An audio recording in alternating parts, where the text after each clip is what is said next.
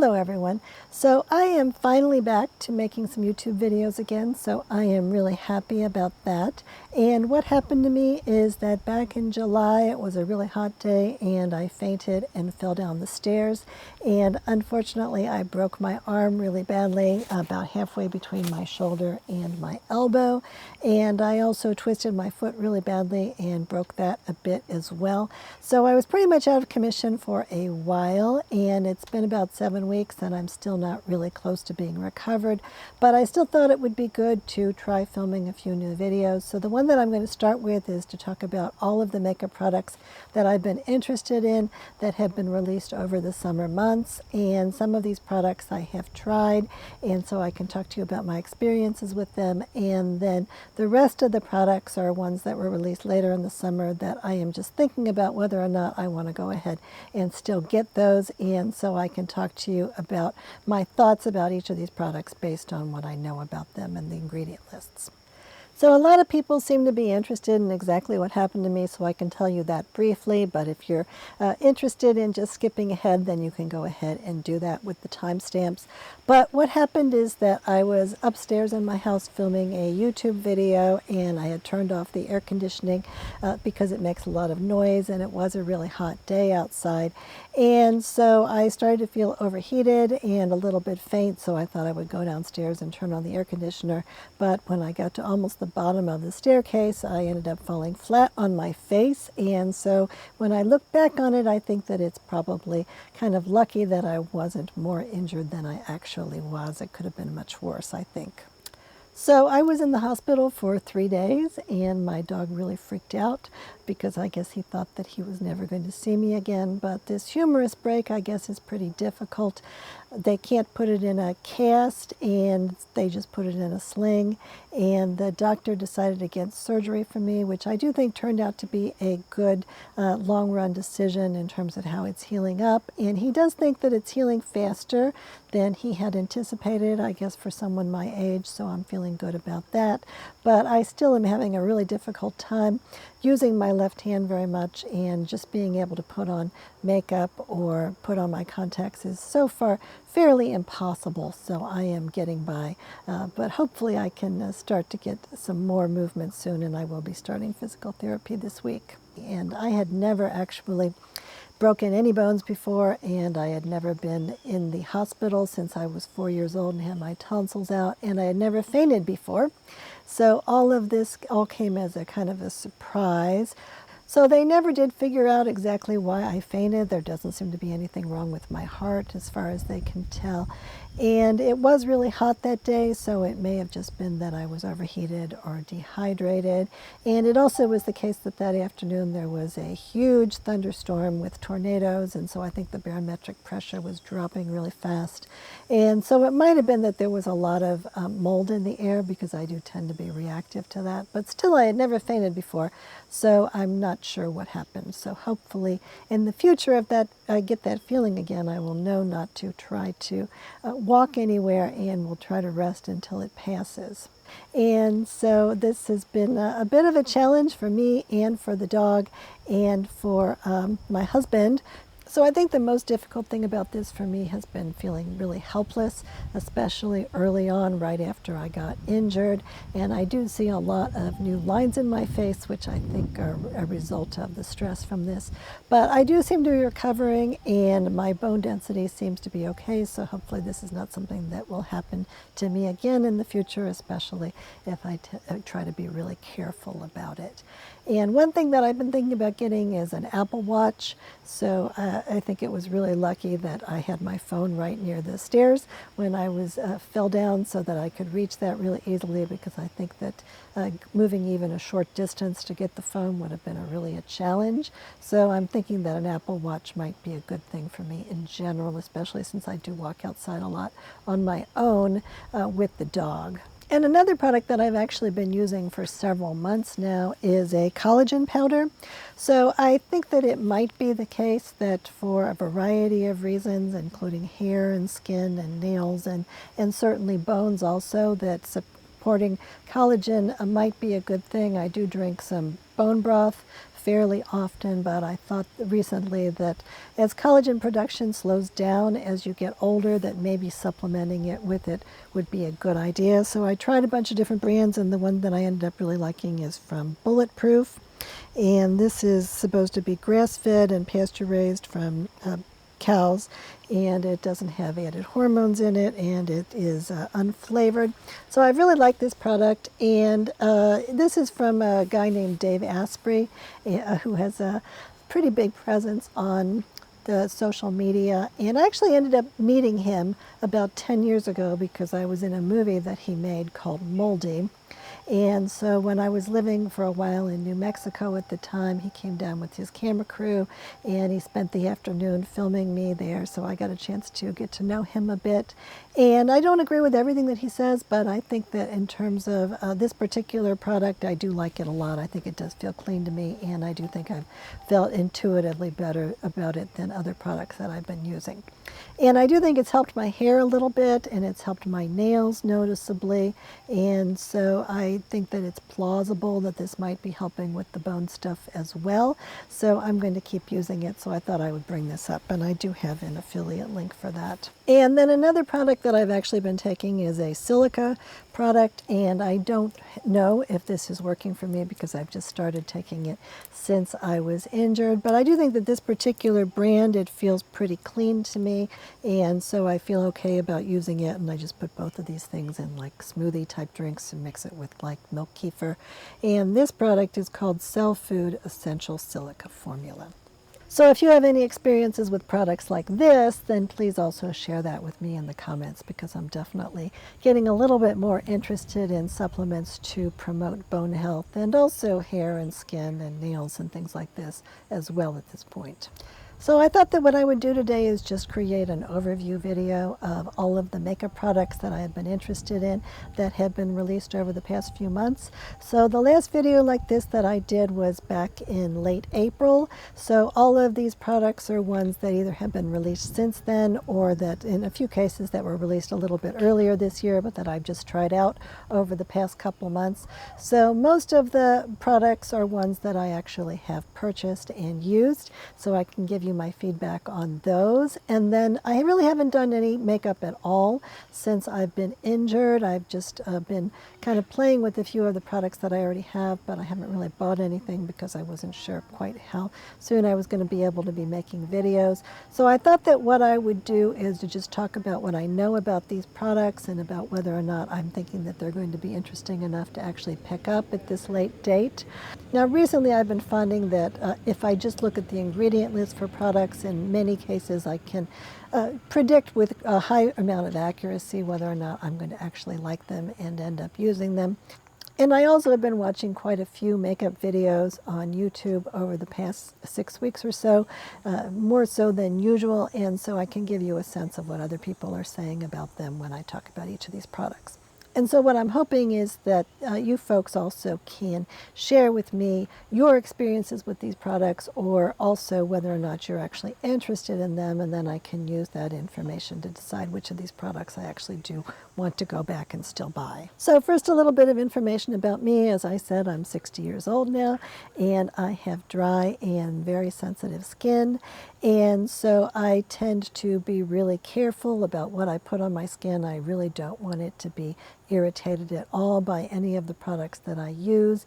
And I also find that as I get older, I haven't had any kind of surgery or injections or anything like that. So another thing that's really important to me is whether or not the products make the wrinkles on my face look worse, or in general, whether or not they make me look better, or in a lot of cases, a lot of makeup does make me look worse, and so that is something that I'm really looking for. Now, there are certain ingredients that I always avoid, and one of the most important ones of this is fragrance, and so a lot of luxury products in particular do have a lot of fragrance ingredients in them, so I avoid those. And then there are some other ingredients that I always do avoid. So I thought that what I would do is just talk about this in alphabetical order by brand. So for each brand, I thought I would just talk a little bit about what I know about the brand, or about what my general experiences have been, and then I will talk about all of the recent releases from the brand. So the first company is called Addiction Tokyo, and this is an indie brand that is from Japan. And I've heard some good things about this company in the past, but when I've looked at their website in the past, I wasn't sure which products would be good to purchase because a lot of them do include ingredients that I do find to be particularly problematic. But recently they introduced some new products that I think are particularly interesting and that are getting some good reviews. So the first one are some eye quads, and I think there's 12 different eye quads, and the colors do look really gorgeous, and I've heard some really good reviews from some people that I respect, and so I think that it would be worthwhile for me to try out at least one of these quads. I'm a little bit interested in the one that has some moss green type colors in it, because I really do kind of like green eyeshadows with my complexion, and because I think there really aren't that many other good green palettes on the market that I've tried and that I already own. So I do want to pick up one of those, and I also am a little bit interested in their gel eyeliners because I tend to be really picky about eyeliners, and a lot of those do have ingredients in them like cottonseed oil or aluminum powder that I do find to be really irritating to my eyes, and it looks like the ingredients for these might be okay, and so I might pick up one of those and give that a try as well. And then the next company is Anastasia Beverly Hills. And Anastasia Beverly Hills is a company that I've tried, maybe 10 or so products over time, and I haven't been all that impressed with really most of them. And so their new product that I am a little bit interested in is a blush product, which is called the Blurring Serum Liquid Blush. And I think that the ingredient list for this looks okay to me, and I think that I've heard enough good reviews that I at least want to go to Sephora and give this a try and take a look at some of the colors. And then the next brand is Armani, and I haven't been really crazy about most of the Armani products that I have tried, except for the lipsticks. I thought that the lipsticks are really, really fantastic, and so therefore that has made me a little bit more open-minded to trying more products from Armani. And so this new product is another liquid blush, and this is called the Luminous Silk Cheek Tint, and I have this in the shade Rosy Peach, which I do think is kind of a pretty shade, and so I've been able to get a little bit of use out of this. I think that this is a little bit different than a lot of the liquid blush that I have liked, such as the Glossier Cloud Paints, and that I think this is a little bit more, it doesn't have that clear base to it, that it has a little bit more of an opaque look on the skin, so it looks more like I'm wearing blush and less like I'm just have a little bit of a natural tint on my cheeks. But I still think it's been an okay product, and I haven't found this one to be irritating. The other thing that concerns me a little bit about this product, though, is that it does just have a 6-month usage life that they are suggesting after you actually open it. Now, in a lot of cases, I find that products like this last for a lot longer than the stated usage life. But this is $39, and so if I need to use this up in 6 months, that's an awfully short period of time. Now, on the good side, I do feel like a lot of other liquid blushes that I have tried have not lasted very long on my cheeks. I'm thinking especially of the Nars liquid blushes. They tend to fade really quickly, even though I do think that they are super, super pretty. And I think that in this case, these actually do hold up pretty well on my cheeks, so that is pretty much of a positive for these. And the next brand is Augustinus Bader. And so last year I did an experiment where I used the Augustinus Bader Rich Cream on half of my face for the whole year. And then I did a video showing whether or not I thought that there was a difference in the two sides. And I do think that it made a difference for me. And so I've continued using that rich cream, even though it is very expensive. And I think that a lot of people have found their way to my channel as a result of that video. So maybe some people are interested in their other new products as well. So I've tried a few other products from them, and everything that I've tried so far has been really nice for me. So I have really liked that. For a while I have been using their Augustinus Bader lip balm, and this again has the same kind of proprietary peptide that's in the rich cream in it. This is a lip balm that just has a lot of vegetable oil as the top ingredient, so it doesn't necessarily taste as good as some products would have what I consider to be higher quality oils.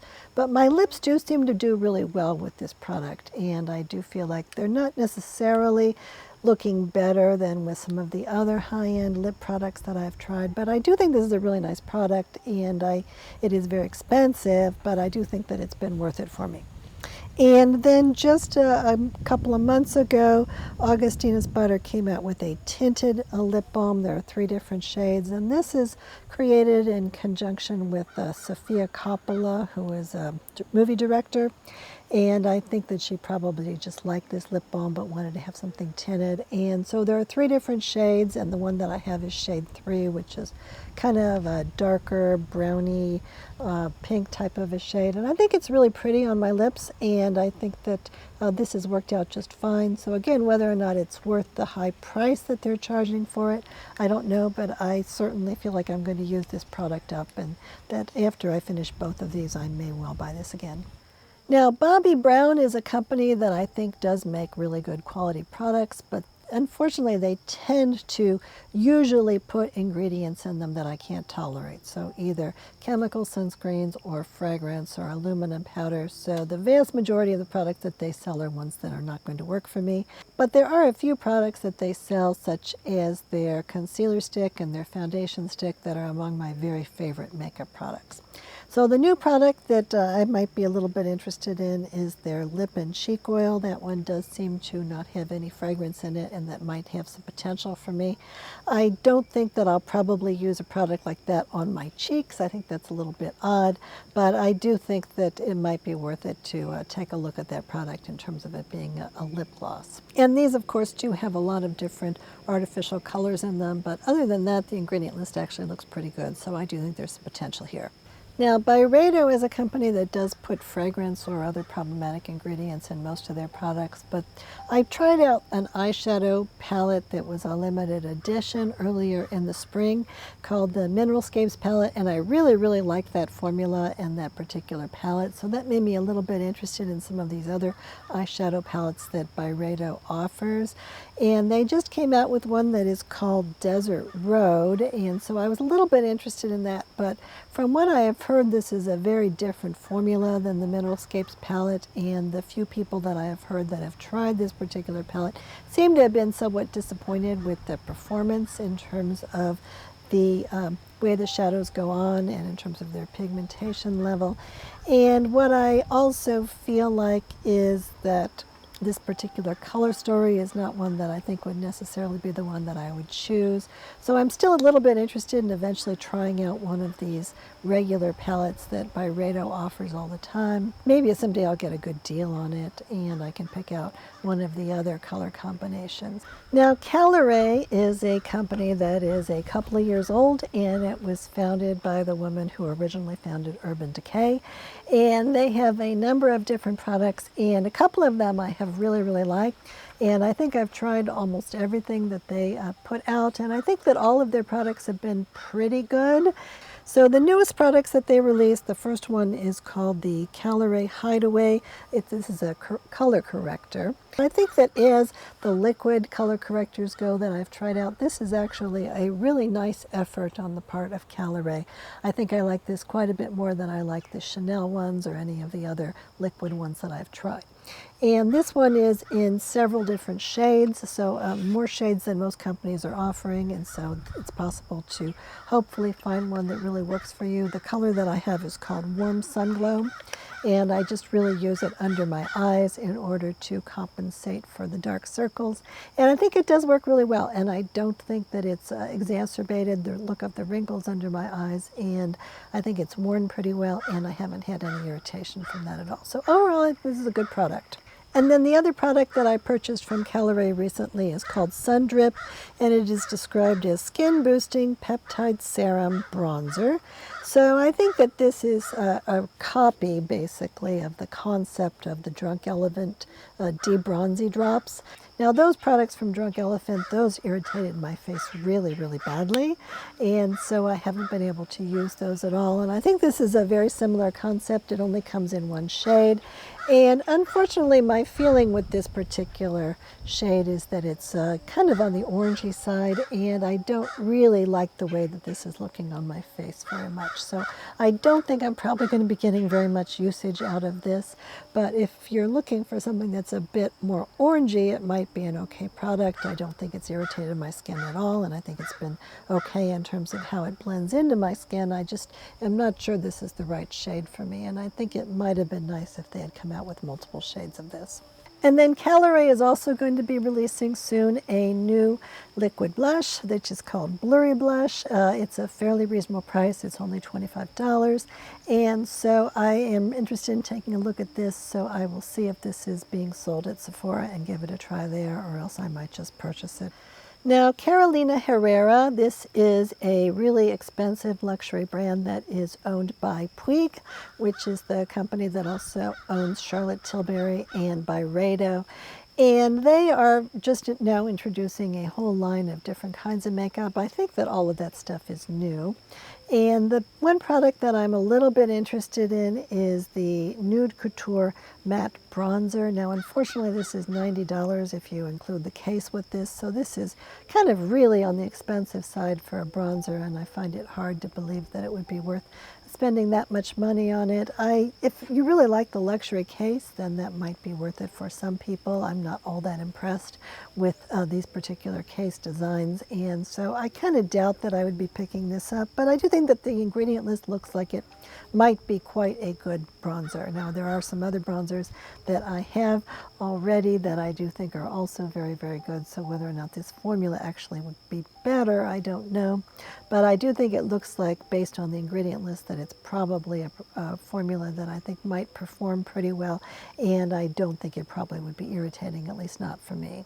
And it does look to me, from looking at most of the ingredient list for the rest of the products that they're offering, that pretty much everything else looks like it has ingredients in it that are ones that would be irritating for me, so I won't be purchasing any of those other products. So now we're at Chanel, and you know, in the past, Chanel has mostly only offered products with fragrance in them, so that has made them not wearable for me. But just over the past couple of years, they have introduced quite a few products that don't have any fragrance in them and that don't have any other ingredients that are problematic for me. And in general, I've had very good experiences with those products, and so I get kind of excited when they introduce new products if they don't have fragrance in them, because in a lot of cases, they do turn out to be, even though they're really expensive, they do turn out to have really, really good formulas. So one product line of theirs that I really like is called the Baume Essentiel, and this is a kind of a glossy, glassy type of a highlighter that tends to have either a little bit of shimmer or a little bit of color in it, but that is more just providing some moisture and kind of a hydrated look to the cheeks. And I kind of think of them as a substitute for the Jones Road Miracle Balm, because those Jones Road Miracle Balm, they have a lot of essential oils in them, and that they do irritate my skin quite a bit. Whereas in this case, it doesn't have any fragrance in it, and I'm able to use them really easily without any problems. And I think that they are very, very pretty as well. So I have 3 of these at this point. They have a whole bunch of different shades that they release often as limited editions. So for instance, this one was called Mermaid Glow, I think, so it has a little bit of a shift in it. And I think this one's very pretty, but you know, in general, I don't think it matters that much in terms of the exact color, because these all have such sheer color that they all do look kind of similar. But they do have 3 new ones that are available as limited editions right now. So the new colors are Moonlight, which is supposed to be a rose gold, Solar Glow, which is supposed to be a copper bronze, and then Scintillement, which is supposed to be sparkling with pink and gold flecks.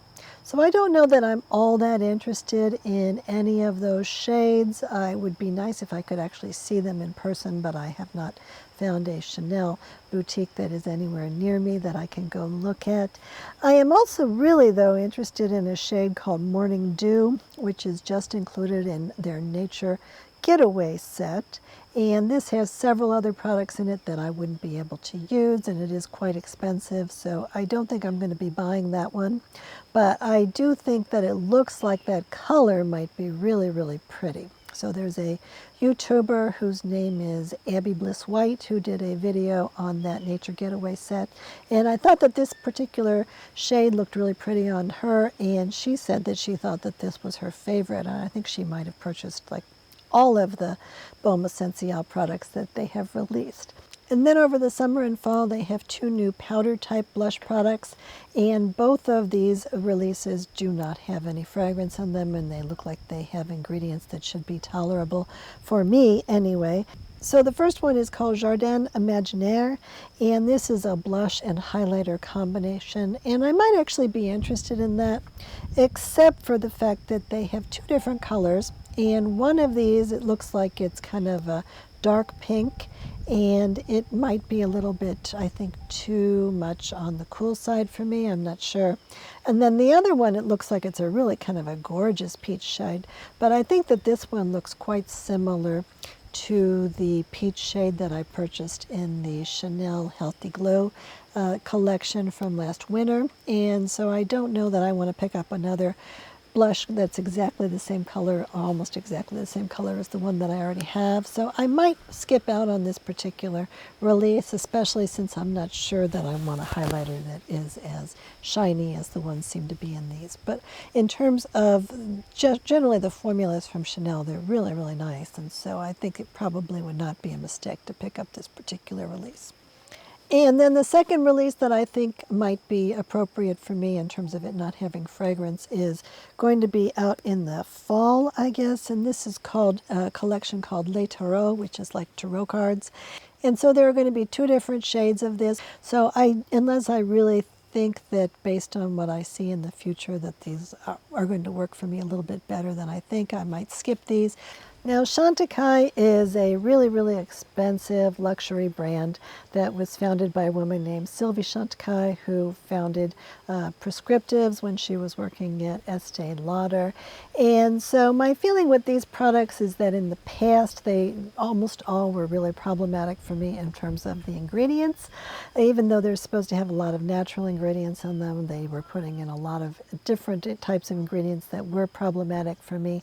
More recently, they have seemed to be cleaning things up quite a bit, and so I have managed to find a number of products from them that I have really liked and that have worked well for me. I still do think that they're all a lot more expensive than many of the other products on the market that I think are similar in terms of the quality, but on the other hand, I am finding that some of these products are really lovely to use, and so particularly if I can get them on a good sale, I think it's been worth it for me.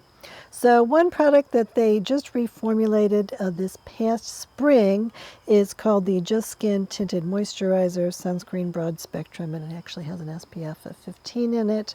And I actually have really, really liked this product. I feel like actually of the foundations that I've tried that have come out this year, this one's actually been my favorite, and that is kind of a surprise because it does have that SPF in it, but it's not too much, and I think this is just a lovely little everyday foundation, and so I've been really getting some use out of this, surprisingly. Now, the other line that I looked at that came out this summer was called the Sunstone line, and I think that these 3 products that are in this line actually worked out really well for me. So there is a bronzer that I tried out at the Blue Mercury store, and I do think that that is a lovely bronzer. It has a bit of a shimmer in it. So it reminded me quite a bit of the RMS bronzers. I think that the RMS bronzers are a much better price, and I think that I might like them just as much or better, but I do think that that Chantecaille bronzer from the Sunstone line was quite lovely, as is this Sunstone blush. And this blush is pretty much the same formula as the bronzer, and I feel like this has been a really nice shade for me and that it does look really pretty on my cheeks. So again, whether or not this is better than the RMS blush, I'm not sure. I think it's sort of a similar concept, and this is a much smaller amount of it, and it also is much more expensive. But in general, at least the product quality is good in my opinion. And then in that line, they also reintroduced these little lip tint balms that they have offered in the past, and I think that those are really very nice lipsticks as well, even though they are quite expensive. Now, another product that I purchased from Chantecaille is called the Luminescent Eye Shade, and they just came out with a new shade in this. This was actually part of the Mustang collection that they came out with last year, but they reintroduced this particular shade as a permanent shade in their collection. It's kind of a cinnamon brown type of a color, and it used to be called Roan, but they just renamed it as Mustang, and so it comes in this case with these horses on it. And again, this is quite an expensive product for just one little eyeshadow shade, but at least it has looked really pretty on me. I think it's been a little tiny bit irritating when I haven't put it on over a concealer in terms of having that be an eye base, but when I put it on over concealer, I think it's been okay. And I do think that these particular eye shades, they are very, very pretty in terms of how they look on my eyes. They just have a little bit of a very, very fine metallic type of a shimmer to them that I think makes them look really elegant and kind of pretty. And then their new collection for the fall is called the Cheetah Collection. And one of the main products in this is an eyeshadow palette. And unfortunately, that eyeshadow palette, those eyeshadows do have aluminum in at least one of the shades. And then they also are offering in that Cheetah Collections 3 shades in their lip veil formula. Now, I do really like the lip veil formula. It doesn't have any kind of a fragrance in it at all. And I think that the new shades in this look pretty nice. I think that this is a quite expensive lipstick, and whether or not it needs to be quite so expensive for the quality, I'm not sure. Now, I finally did try the Chantecaille Lip Chic. I got a little sample of one of those, and it has flavor in it, and I found out that the flavor does seem to consist primarily of a vanillin, like an artificial type of vanilla flavored. And that is something that I don't think really irritates my lips, but that I'm not really that crazy about either. So I don't think that I will be buying any of those again, but I might get a little bit of use out of the little sample that I managed to get a hold of. Okay, Charlotte Tilbury. So Charlotte Tilbury is a company that I've tried maybe a dozen or so products from, and I think that all of them have been okay. Of course, there's a lot of products from them that have ingredients in that I can't tolerate, so I've had to avoid those. So the new product that I tried from them is called the Unreal Skin Sheer Glow Tint, and this is labeled as a foundation stick, but it does have quite a lot of glow in it. And so I think that if I were to put this all over my whole face, I don't think there's any way at all to wear that, even if I put it on under foundation. I think it's calling this a foundation stick is kind of crazy, because generally speaking, when I think of a foundation stick, that seems to be something that I'm going to be using kind of on a spot basis on my face in terms of covering up things like I would use a concealer for, or I might use it on my whole face, and I definitely think this is totally inappropriate for that. But it does come in a variety of different shades, so you can get a good match to your skin. And I think that if I just use it as like a highlighter on my face, it's actually quite lovely. And it actually looks quite natural and quite pretty and kind of understated, and the fact that I can match it to my skin means that it looks a lot more natural than a lot of highlighters do. And so I do think that in terms of how much I like this product, I do think it's really nice in terms of how it performs if I use it as a highlighter. And it also doesn't have any ingredients in it that have been irritating for me. And so far, I actually have gotten some use out of this, and I do think that I will continue to use this for a while. And so I'm not exactly sorry that I purchased it, although the price is quite high. The price is really much more like it is being sold as a foundation stick that you're going to use as your main foundation, rather than as a highlighter, which I think should be a little bit less expensive. And I do like the fact that, you know, I can put this on really easily. And I think this blends into my skin a lot more easily than, for instance, the Flawless Filter product from them. I think that that one is one that I really haven't used all that much, although it's been fine compared to other liquid highlighters. But I think that compared to that one, I think that this is one that I'm getting much more use out of. Now, just apparently on the Charlotte Tilbury website, they have a new blush, and the blush is called the Beautiful Skin Island Glow Lip and Cheek product, and it looks like it might be a nice product based on some other reviews that I've seen. The ingredient list looks okay. So I don't know that I'm going to order this just blind. I'd like to try it on at Sephora, so maybe eventually they'll sell it there.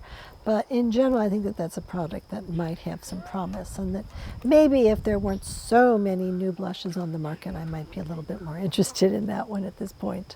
And then Charlotte Tilbury also has a new mascara, and it comes in a glass container. It's a little bit on the pricey side, and I'm not sure that this is a mascara that I would be all that interested in. It looks like it's more of a volumizing mascara. I tend to like lashes that look a lot more natural than that, but it looks like the ingredient list might be okay, and so if you're interested in more of a volumizing type mascara, then it could be worth taking a look at maybe. Now, Clinique is a line of products that I used to use fairly frequently a couple of decades ago. More recently, I've tried a variety of products from Clinique. There are a couple that I still like. I kind of like their Chubby Stick lip crayons, and I kind of like their Black Honey almost lipstick.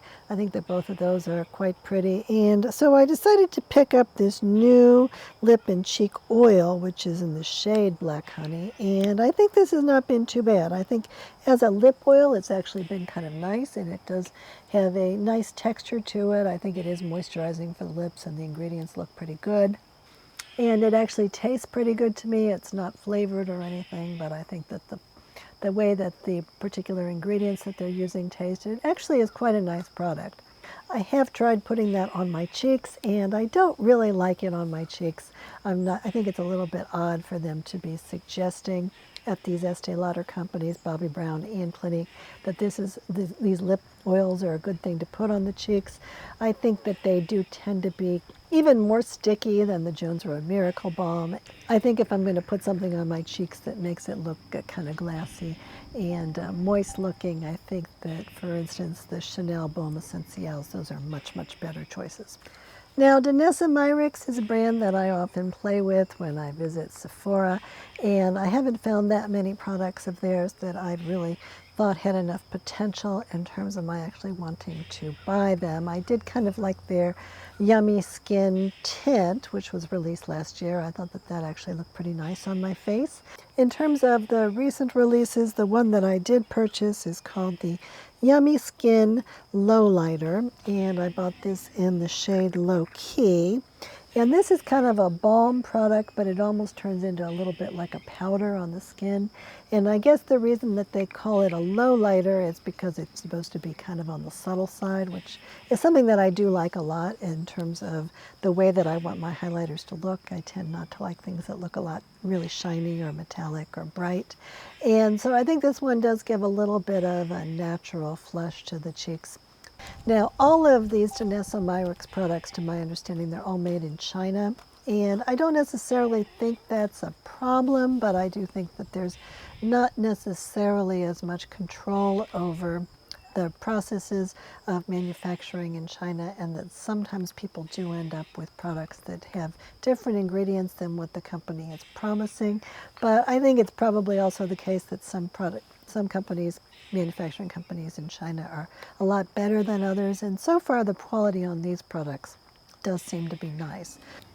And then there are two more products. One is a concealer, and then the other one is called the Yummy Skin Blurring Balm Powder. And I think that the concealer ingredients look like they're probably okay. This blurring balm powder, for me, they have a problem because they contain ginger root oil, and I do think that ginger root oil is one of those essential oils that does kind of irritate my skin a little bit, and that I also am not just crazy about the smell of that one. And next we have Dior. So most of the products from Dior still have fragrance in them, so I am not able to use those particular products. The eyeshadows from Dior, people used to really like the eyeshadows, but they recently reformulated them, and they took out the talc, which was not really a concern for me to begin with so much. And they also took out the aluminum powder from some of the shades, and that didn't allow me to be able to go ahead and use it. So I did try out one of their quints, and I didn't find that to be a very good product at all in terms of it being difficult to use and difficult to make an eye look that I thought really looked that nice. I did buy two other shades of the eyeshadows from Dior. So one of those is from the Backstage line, and it has, I think these are pretty much just matte type shades, and this one is called the Smoky Essentials. And I think these are really pretty colors, and I think that they have performed adequately for me. I feel like I've been able to create some nice looks with them, but they don't go on nearly as smoothly or really as nicely as some of the other eyeshadows that I really like and that I'll talk about later on in this video. And I think that this Smoky Essentials palette, that this might have come out maybe late last year or something like that, but they did come out with a new palette which is more like warm colors with a lot of like orangey colors in it. And I don't know that I would like that color story as much, but I think that the formula is very similar to this formula. And so if you're interested in those warm formulas, then I think this is something that I could mildly recommend picking up if you really like those colors. But I think that there are a lot of other better eyeshadow palettes on the market that have much nicer formulas and that I think perform a lot better, at least for me. And then the other thing that I think is new this year are these mono colors from Dior, where they have just one little eye shade and in this little compact. So for this one I picked up the shade 162, and the shade name for this is Bleu Bayadère Glitter. And I think that the color is pretty, but again, in terms of the blendability or how it ends up looking on my eyes, I just don't think that it is performing as well as a lot of the other eyeshadows that I really am liking.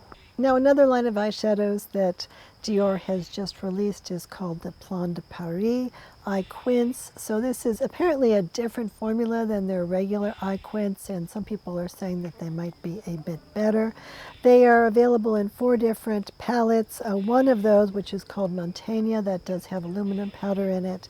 And the other 3 apparently don't have aluminum powder in it. One is called L'Étoile, one is called Champs-Élysées, and one is called Saint Honor or Saint Honor. And I think that those looked a little bit interesting to me, especially the L'Étoile one, because that did have some blues in it, and I do kind of like blue eyeshadow colors.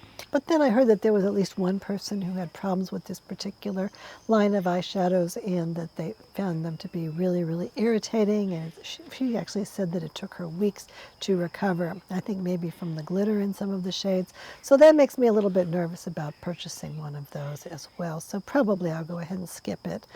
So Dolce & Gabbana, I think that this company used to have a makeup line, but they ended up taking all of those products out of the market and starting over again. And their new line, I tried their little skin tint, and I thought that that was actually a very nice product. And I tried 2 different shades of their bronzers, and I actually really liked both of the shades. And in terms of the formula, I really, really liked that as well. So in terms of a matte bronzer that I can use to simulate a tan on my face, I think that those 2 products are actually my favorite bronzers, and I have a whole lot of bronzers that are powder like that, and I'm going to do a bronzer video very soon. So I was really, really impressed with that powder bronzer formula, and so I actually picked up, since the last video that I did talking about Dolce & Gabbana, I picked up this blush, which is a powder blush, and it's actually exactly the same formula as the bronzer, and I think that this is a really terrific formula for a blush too, and I've really enjoyed using this very much. And I do think the colors for this are very pretty as well. And the one that I have is called Joyful Peach, which is 02. And they also have a highlighter that looks like the formula is fairly similar as well, so I may end up picking that up as well. So one of my very favorite releases for the year is from a company called Eadem, and these are called Le Chouchou Lip Softening Balm. And so there are 5 different versions available, and I actually liked it enough that I picked up 4 different versions. And so I've been really enjoying those, and I think that I'm probably going to finish up all of these eventually. So these seem to me to be very similar to the Summer Fridays lip balms that are like a soft liquid type of a formula, except that with those particular products I really didn't like any of the flavors at all, and with these I actually really do like the flavors very much. So the 4 that have tints in them, they each have a different kind of a natural flavor in them, but I think that all of these flavors have actually been really attractive to me, and they've all tasted quite good, and I do think it's all natural flavoring. And then there is one that is just a clear balm, and that one doesn't have any flavor in it at all, and it does taste really good to me. And I think that these are particularly nice because they have a variety of different high quality oils in them, and they have a couple of different kinds of peptides in them, which are supposed to be good for the lips, and they also have some lactic acid in them, so they're supposed to be slightly exfoliating. And in general, I think that as lip products go, these are one of my favorites at this point, and I do think that they're very pretty. So the next product is from Exa, and this is the house brand for Credo, and it is called the High Fidelity Brightening Concealer Stick. And I do often like cream concealers, so I tend to buy all of the ones that are released from either luxury or high-end brands, as long as they don't have ingredients that I think will be problematic. In this case, I think that this particular product did more to emphasize the wrinkles on my face and under my eyes than most of the concealers that I had tried. So I don't think I will be really using this one, which is too bad because otherwise it didn't irritate my skin. And I do think that it seems like a nice formula.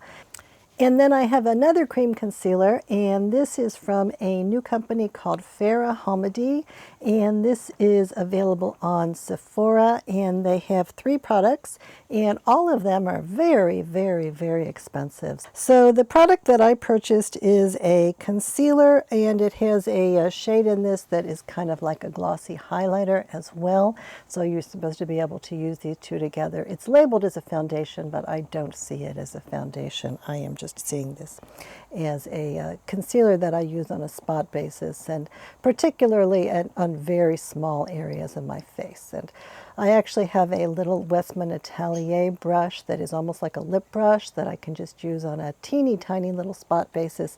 And so I think that if I'm going to use this product, that is the best way to use it. I definitely don't think I want to use too much of it.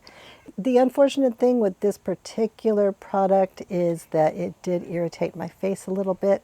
So in order to use it effectively, I would definitely need to use it over some kind of a primer, or at the very least something like the Ilia Base Face Milk. And in terms of how it looks, I think that it looks like a typical cream concealer that I have used, kind of in the neighborhood of maybe the RMS concealer or the Rituel de Fille concealer, or maybe even the Westman Atelier foundation stick, which I do usually use on a spot basis as well.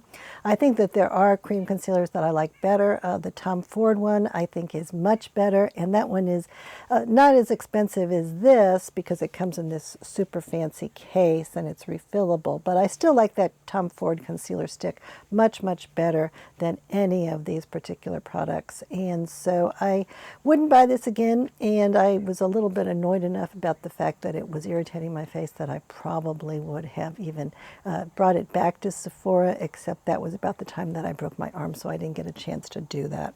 So in terms of the highlighter that is in this product, this is a really glassy, kind of oily looking highlighter that provides kind of a shimmery, well-oiled look to the face. So it's kind of looking like the Jones Road Miracle Balm, and I think that it doesn't look bad. It's a little bit sticky. I think that I definitely prefer that Chanel Balm Essential to this one, but at least this one does not have a fragrance, and that part of the compact has not been irritating to me, I don't think. And then Fara Homidi has a couple more makeup products that I thought about but decided not to spring for after I was not really excited about this one. So they have a lip compact that seems to fit into the same kind of casing, and I think that that does have some kind of a flavor in it, and I'm kind of hesitant to purchase that one. I think that actually this foundation has been getting better reviews than the lip product. And then there is a lip pencil that I think is remarkably expensive, considering that that doesn't even come in any kind of a particular case. Now there is one product from them that I might buy. Maybe I'll wait until I can get it on sale through Sephora or something, and that is a lip brush. And the lip brush looks very, very similar to the lip brush that Westman Atelier offers, and that I do think works really, really well with the Westman Atelier Lip Compact. And I do have both of those lip compacts from Westman Atelier, and I do really, really like that formula, but I found it a little frustrating because I don't feel like their lip brush is appropriate to take out in my purse. And so I've been only using that at home, and that has seemed really limiting to me. But Fara Homidi makes a brush that looks very similar, but that is retractable. And so I am a bit interested in that brush to use with my Westman Atelier compacts. And a new foundation release that many people have really seemed to like quite a lot is called the Soft Lit Foundation from Fenty. So this is from Korea, and I think that as medium coverage foundations go, I think it does perform surprisingly well on my skin. I don't think it emphasized the texture of my skin, and I think it did go on and look really pretty, and it provides a medium and buildable type of coverage, so I was able to get a fair amount of coverage for it. So if that's the kind of product that you are looking for, then this might actually be something to consider, and it is a reasonable price. Now the thing that I have, the problem that I have with this product is that it is on the waterproof side, and what I find with waterproofed foundations is that they tend to stick very, very well to my skin, and particularly the Fenty ones, and that it's a real challenge to get off even when I use my favorite makeup removers, and that also was the case with this Fenty product. But if you're looking for a foundation that does hold up really well, that does have this waterproof quality to it, then I think this is one of the better ones that is out there. And then Fenty is another one of those brands that I usually play with at Sephora, and then sometimes I like products enough to buy them. And in this case, they now have a new line of powder blushes, and so I'll probably go in and take a look at those. Those are called the Cheek Suede Waterproof Powder Blush, and they do come in a lot of colors. And they also have a new lip liner that is called the Traced Out Lip Liner, and this is another product that I think it's possible that Fenty might be able to do well. So I might go take a look at that and see if it's worth buying as well as soon as I get to Sephora next time. So Glossier is a line of products that I sometimes do really well with, so I always do look at their new releases. And the one that I most recently purchased was the Glossier Lip Line, which is a line of lip color pencils that are supposed to be the colors of your either lips or based on nipple colors.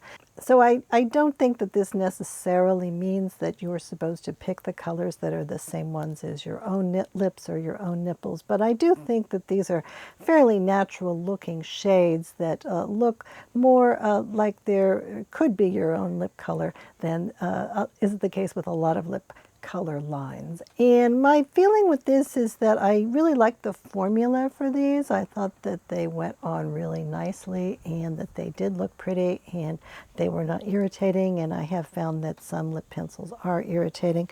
So the problem that I've had with these for me is that I found it really difficult to sharpen them.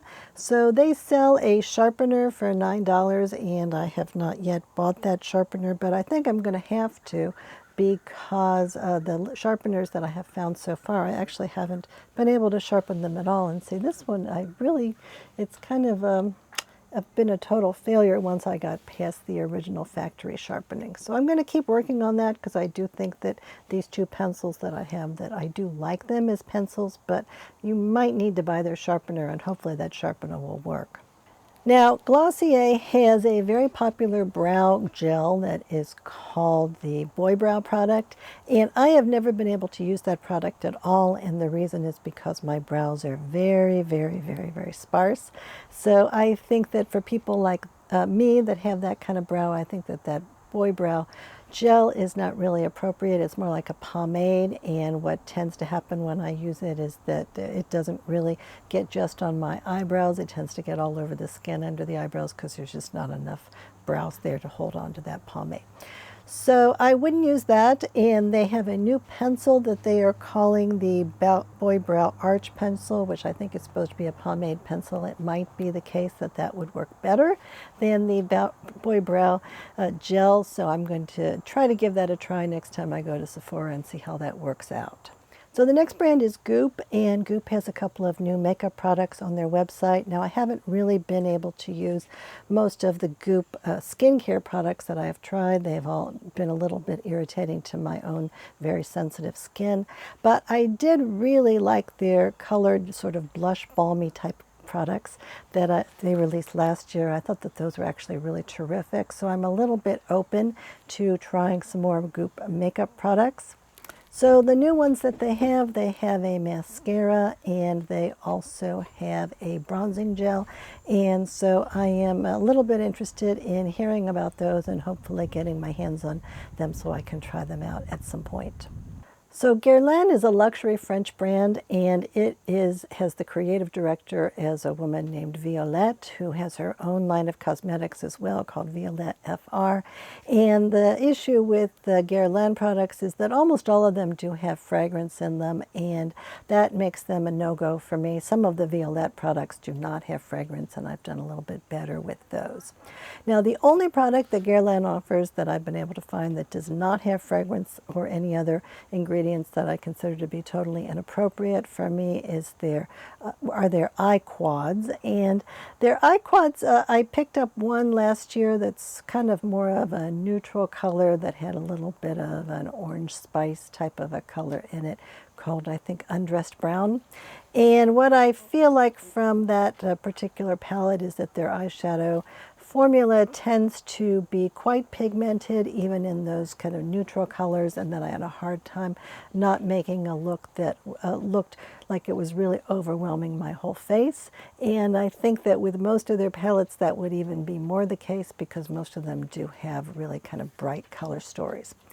And so disappointingly for me, they have a new line of products in Pucci packaging, and I think the packaging is actually really fun. So usually I don't care at all about luxury packaging, but in this case I think I really would like to have something in this packaging, except that all of the products have fragrance in them except for this eye palette, which is just totally out of control weird with like red colors and very, very bright, that I think that very few people probably are going to be able to wear successfully unless you're looking for something that's really crazy.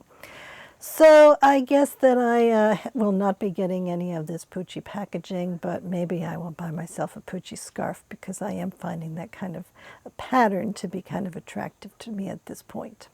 Now, Haus Labs has a couple of new products as well. So earlier in the year, they re-released their powder blush, and that is a blush formula that I do really, really like.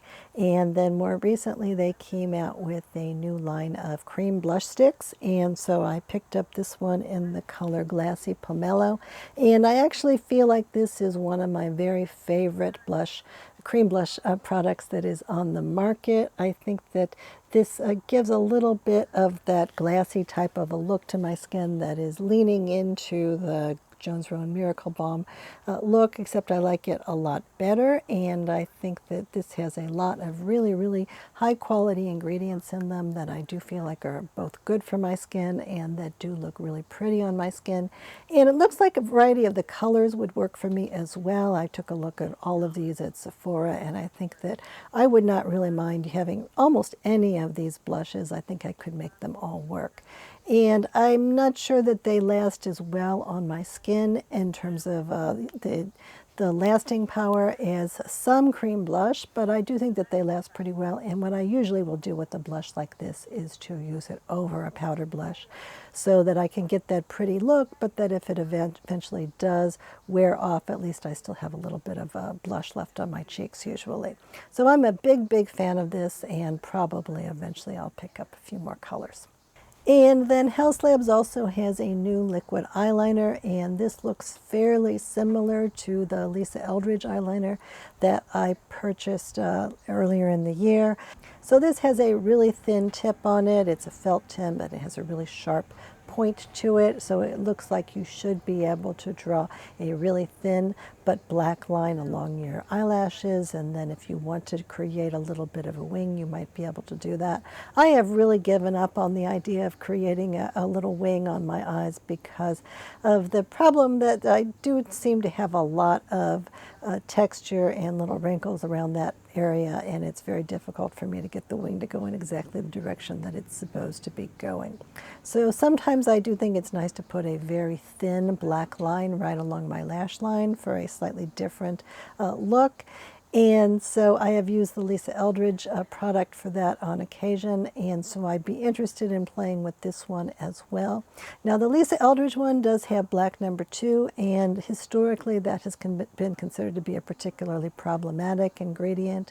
Now it comes from the coal industry, and some people do say that you can refine that enough so that so that all of the impurities are taken out of it and that it doesn't stay a problem. And I did not find that the Lisa Eldridge product irritated my eyes at all. In the case of this Haus Labs product, they are using charcoal as supposed to be a really black color, and supposedly it's coming across as a really black shade, so I'd be interested in trying it for that reason as well. And Hourglass has a new product that is called Unreal Liquid Blush.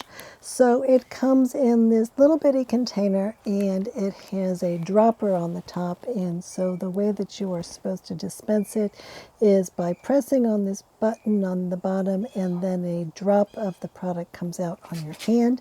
And then you are supposed to blend this into your face using possibly your fingers or maybe a brush. And my experience with this product is that it is very, very, very, very pigmented.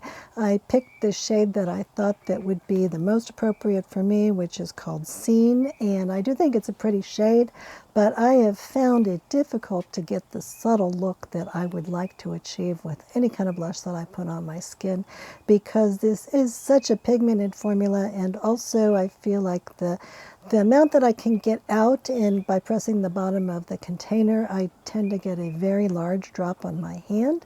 And so even if I use a very small amount of it on a brush or a very small amount of it on my fingers, I feel like I am always needing to wash my hands really thoroughly afterwards, and a lot of the product is going to waste. So I'm not really that enthusiastic about this product. I think that it might be if I had much darker skin, or I really liked a highly pigmented blush look, or I was a makeup artist that was a little bit more patient in terms of being really careful to put exactly the right amount in exactly the right spot with a really light hand with a brush, that I might be liking this a bit more. And I, certainly can learn to use it and get some use out of it. But in general, I feel like there have been an awfully lot of times that I have put this on my face and then I have needed to kind of start all over again, because it doesn't really come off that easily. And once you put it on your skin and you try to blend it in,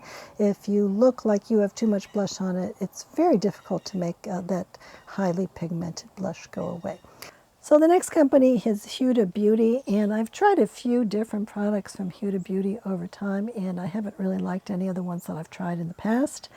And unfortunately, most of the products either had ingredients that were problematic for me, or they irritated my skin, or they didn't perform very well. And then in some cases, such as their pressed powder, that I did try, the Easy Bake pressed powder, I found that they had problems with all of these, that they were irritating to my skin, and they didn't perform well. So I was still a little bit interested, though, in their loose setting powder, which is one of the more popular products that is being sold on the Sephora website. And the unfortunate thing about that product is that it always had a lot of fragrance in it. But this past spring, they did come out with a loose powder that did not have any fragrance in it, and available in all of their different shades, and just being sold on their own website. And so I did decide to try this one. Now this does have talc in it, and products with loose talc are often considered to be potentially problematic because in theory people might be breathing in these products, and therefore if they happen to be contaminated with asbestos, then you might be breathing in that asbestos. But I did try this powder. I got it in the shade Cherry Blossom, which is a pink powder, and I do tend to be particularly interested in pink powders. And I think that in terms of the performance of this product, it was really, really fantastic for me. It provided a very nice very muted type of a look on my skin that I think was really pretty, and I was able to use just the right amount of this powder that I think provided a very natural look and not too heavy, and I think it blurred my skin really nicely. So I can say very good things about this product in terms of how it performs, and I think that I probably will continue to use it, at least on occasion in the future. And next we have Ilia, and I did a whole video on Ilia earlier on, so if you're interested in this brand, you could take a look at that. But of the products that have come out so far for all of 2024, one of my favorite products is the Ilia Base Face Milk. So this is a moisturizing type of a product that I have been using as a kind of a primer on a regular basis. I do think that it's very, very good for my skin, and I also think that it provides a nice base for whatever kind of makeup I put on top of it. I do think that it protects my skin a little bit. If there are any ingredients in my foundation that are problematic, then I think that this will keep those from being as irritating as they otherwise might be. So it's a good little bit of insurance against that. And I also think that it provides just a nice slight amount of primer type of thing on there that makes my foundation last a little bit longer and go on a little bit smoother. So all in all, I think this is a great, great product, and I have a couple of different bottles now that I purchased during their sale, so I'm planning to use this on a regular basis well into the future. Now, another product of theirs that they introduced earlier this year is the foundation stick. And with that one, the unfortunate thing with that one is I kind of liked the way that it performed. I thought that it performed fairly similarly to the Bobbi Brown foundation stick. That is one of my favorite makeup products of all time. I unfortunately did find that the foundation stick did irritate my skin. And then another product that was released earlier this year that I talked about in that Ilia video are the Ilia Lip Sketch Hydrating Crayons. So this is a kind of a lipstick, but it's more in a crayon pencil type of a form. And so it is something that I would use on my entire lips. And the first shade that I got was one that was called Banquette, which was kind of a beigey pink shade, and I thought that that worked really, really well for me. I was really enthusiastic about it. So since then I bought two more colors, and the colors that I bought are called Earthen and Gala, and these are both kind of medium to dark type of shades. And what I found with these is that I don't think that I like this product as much as I did when I was just using that lighter shade. What I feel like is that, you know, I'm kind of resigned to the fact that lipsticks are going to wear off of my lips when I wear them for a while, and that I may need to refresh them. But what I found with this particular lipstick is that they were not really wearing evenly, and that what I would end up with is lipstick that was still around the corners of my lips, but that the middle of my lips would be empty of lipstick, and I wouldn't notice that until I looked in the mirror. And so then I felt like I had to really start checking on my lipsticks, and I don't mind if my lipsticks wear off, but I would like for it to wear off more evenly, so I don't feel like I'm just going around looking like odd.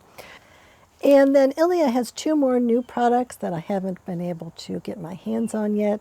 One is a bronzer that they are calling Sun Shift, and then the other one is a highlighter line that is called Light Shift, and there's several colors in each of these, and they actually are exactly the same formula in terms of the ingredients, and so I think it really depends on what color you're using, but it's basically like a highlighter that can be on the bronzy side. So I do want to go and try that out at Sephora and see if any of those shades look more appropriate for me and whether or not they're actually worth buying. And then the next product is from a company called IT Cosmetics, and I have never used anything from this company before, but I decided to try out this product, which is called Sun Blush, and it says Glow with Confidence. And it seems to be a sort of a combination of a blush and a bronzer, and it is a cream form. So the lightest shade is kind of a pink with some bronzy brown shade in it, and then this one is more like a peach, and then as you get a little bit darker, then they all more seem like they are just a straightforward bronzer shade. So I think that this peach color has just been lovely on me. I think that it does have that balmy type of a shade that, again, reminds me a bit of the Jones Road Miracle Balm, except that it is much more manageable, and it feels better and doesn't provide that stickiness, and it doesn't have any essential oils or any kind of fragrance in it. And I do think it's kind of pretty, and so this is a big hit as far as I'm concerned from a brand that I had never tried before, so I am really pleased to have found this one. Now, Jane Iredale is a line that I actually do usually like quite a bit, and so their newest product that I have tried are their eyeshadow sticks, which are called Color Luxe, and I was enthusiastic enough about this concept that I did pick up 2 of these. I picked up one in the shade Saddle, and I picked up one that is in the shade Ivy. So in general, I really am an eyeshadow stick fan, and so I was hoping that these would work out really well for me. I feel like I've been somewhat disappointed by them, though. I feel like in terms of putting them on, they haven't blended as well as I would have hoped. They look kind of on the patchy side, especially if I just put them straight onto my eyelids. And especially, I feel like they just don't last very long, and I'm not sure that they're looking that great. So they're not as expensive as some of the other eyeshadow sticks that I really like, but on the other hand, they do not seem to be performing as well. And then Jane Iredale has a couple of more products that they have just come out with. One of those is a brow powder, and unfortunately my brows are so sparse that brow powders do not work for me at all.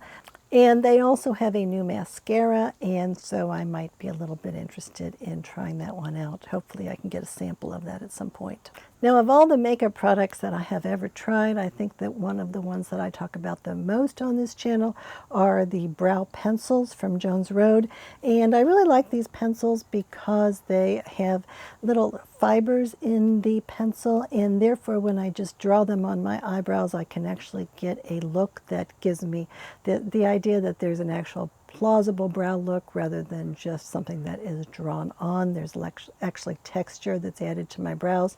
So of all of the other brow pencils that I have ever used, I've needed to use those in conjunction with the brow gel to get what I think is a realistic look, whereas with the Jones Road brow pencils, I have not needed to use a brow gel with those. That they do go on very nicely. They don't necessarily hold up as well as some products, and I might need to retouch them up partly through the day, but I do think that the way that they look and the ease that they go on make them one of my very favorite makeup products. And I think that for people who have no brows at all, that this would probably be the only product that I think would probably work for them. Now, the reason that I bring this up now is because they introduced a new shade in this product, and this is a gray shade. So in the past, people with gray eyebrows have typically been told to use their ash shade, which is more like a taupe type shade. And this is somewhat similar to that, but it is considerably darker. So if you're the kind of person that has, say, dark brown natural eyebrows or black natural eyebrows, and they are going a little bit gray, or your hair is going gray, then this might be a good option for you. And Jones Road was kind enough to actually send me that brow pencil because I expressed some interest in it. And so in one of my next videos, I would like to be comparing this to the ash shade that I have so you can see what the difference is.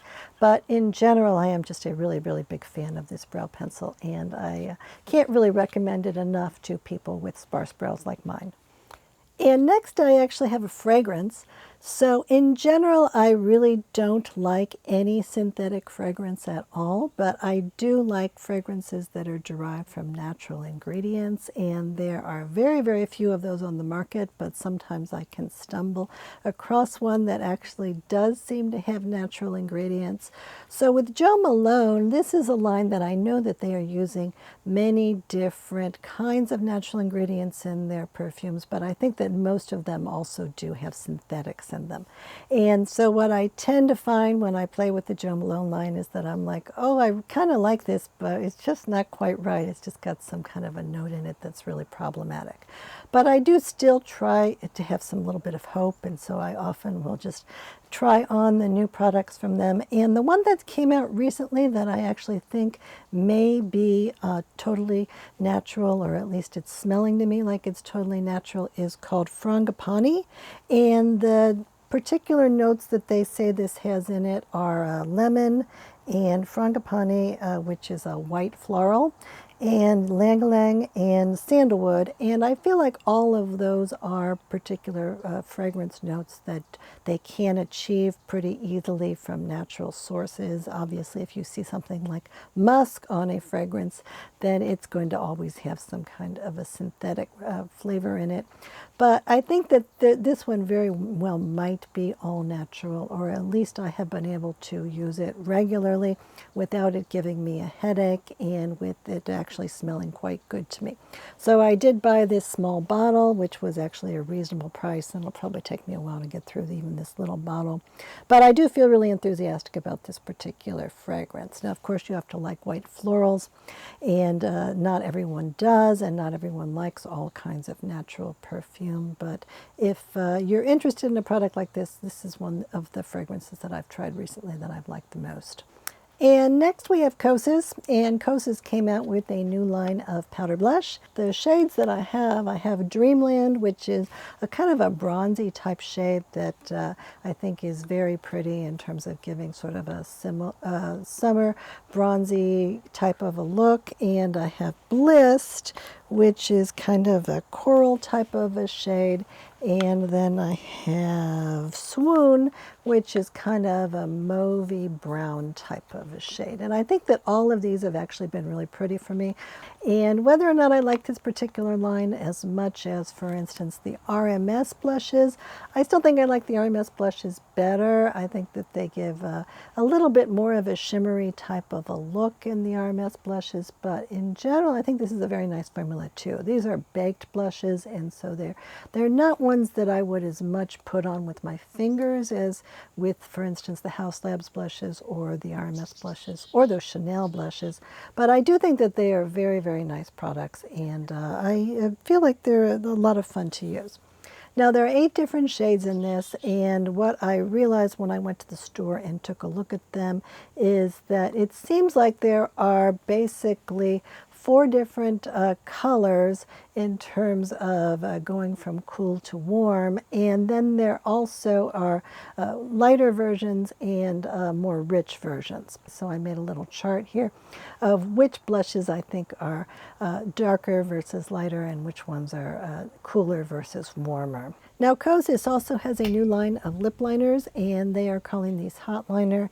And I recall about a year or maybe a year and a half ago that they released a line of hot liners, and then they were somehow withdrawn from the market, so I'm not sure what the problem with those were. But now this hot liner concept is back, and so I picked up 2 of these. The ones that I picked up is one that is called Extra, which is a red color, and then there's one that's supposed to be more of a neutral color, maybe a little bit pink and a little bit brown, and this one is called Beyond.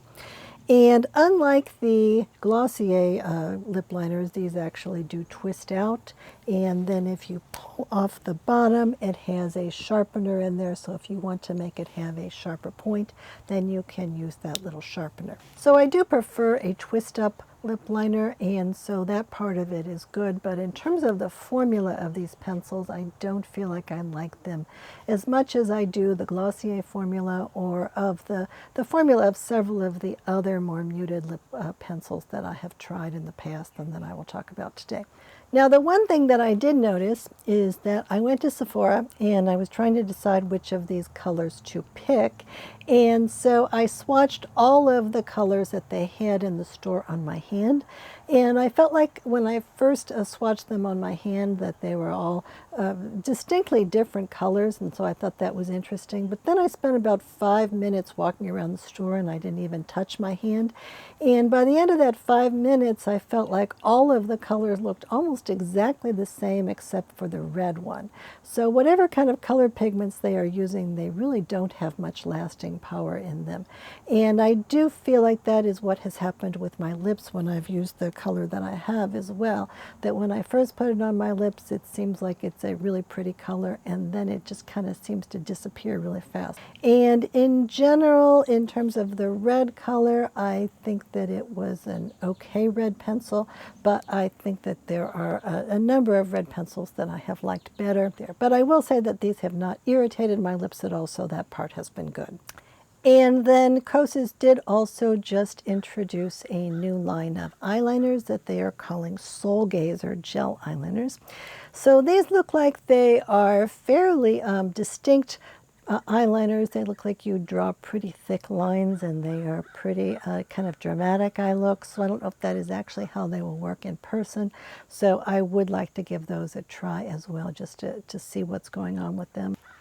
Now, Kulfi is a brand that was started by someone from the US who was in the cosmetics industry, but it is really designed primarily for people from Asia, especially like India and Southern Asia.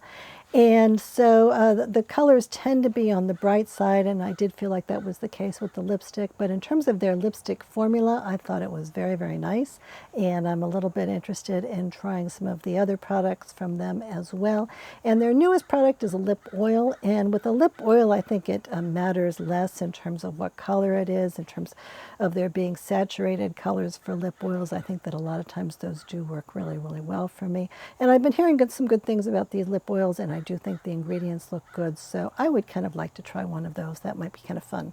Now, Kylie Cosmetics is a brand that is owned by Coty, and it is sold through Ulta, and I am not especially a fan of the Kardashian and Jenner family at all, but I am a little bit interested in this line because it is a line where they're using ingredients that do across the board look pretty good to me, and so far the products that I have used, I've at least found them to be tolerable.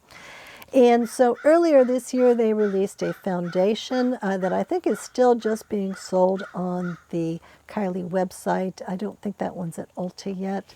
And I thought that this was an okay foundation. I haven't actually talked about it or demonstrated it on my channel yet, so I would probably do well to do that, so just so you can take a look at it.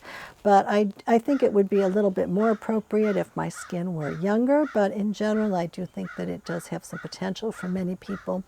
And so I am also interested a little bit in their skin tint that they are now releasing, and this I think is going to be available on Ulta. So if I can get a hold of this, or maybe if they have it in the store at Ulta, then I at least want to give a try to it and see how it's performing. And now Laura Mercier, and this is the biggest disappointment of the whole year for me, so I am very, very sad about this. So in the past, Laura Mercier had a whole line of caviar eye colors in different kinds of colors. Some of them were shimmery, some of them were matte, and they all had cyclic silicones in them, and cyclic silicones are considered to be kind of going out of style. Now, I did not find any of the Laura Mercier sticks to be problematic, and I thought that they all did perform really, really well. But there are certain places like Credo that are saying that cyclic silicones should be avoided. Whether or not they're actually worse than other kinds of silicones in any kind of way, I'm not quite sure. But in any case, the old versions did not have any aluminum powder in them, or maybe there were one or two shades that had aluminum powder in them, and those were clearly labeled. And so I felt like I was able to really wear all of the different shades of the Laura Mercier eyeshadow sticks, and I had a whole bunch of them, and I really liked all of them. So last year they reformulated the matte versions, and they made them into just regular silicones, not cyclic silicones, and those just have a 6-month usage life on them, so that was a little discouraging for me. But I have been able to use them for well over 6 months, and they still seem to be performing fine. So I wasn't too upset about that.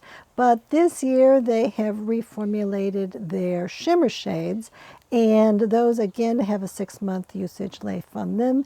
But in addition to that, most of the shades, or at least a lot of the shades now, do have aluminum powder in them, and that makes them no-go for me. So I'm really disappointed that they bucked the trend. Most companies are taking the aluminum powder out of their products, and in this case they decided to put it back in.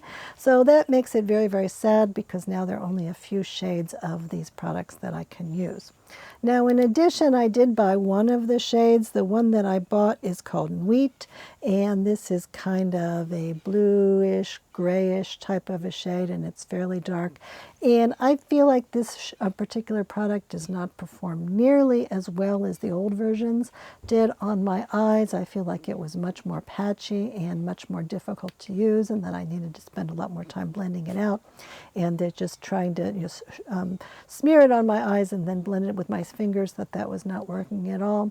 So all in all, this has been kind of a terrible little disaster in terms of one of my favorite products that are on the market. So I do kind of still like the matte ones that I have tried, and so I will continue to use those, and hopefully they will continue to be okay for me. And I do think that I should probably try some of the other shades that don't contain aluminum powder, that are not quite as dark colors, and maybe some of those would work.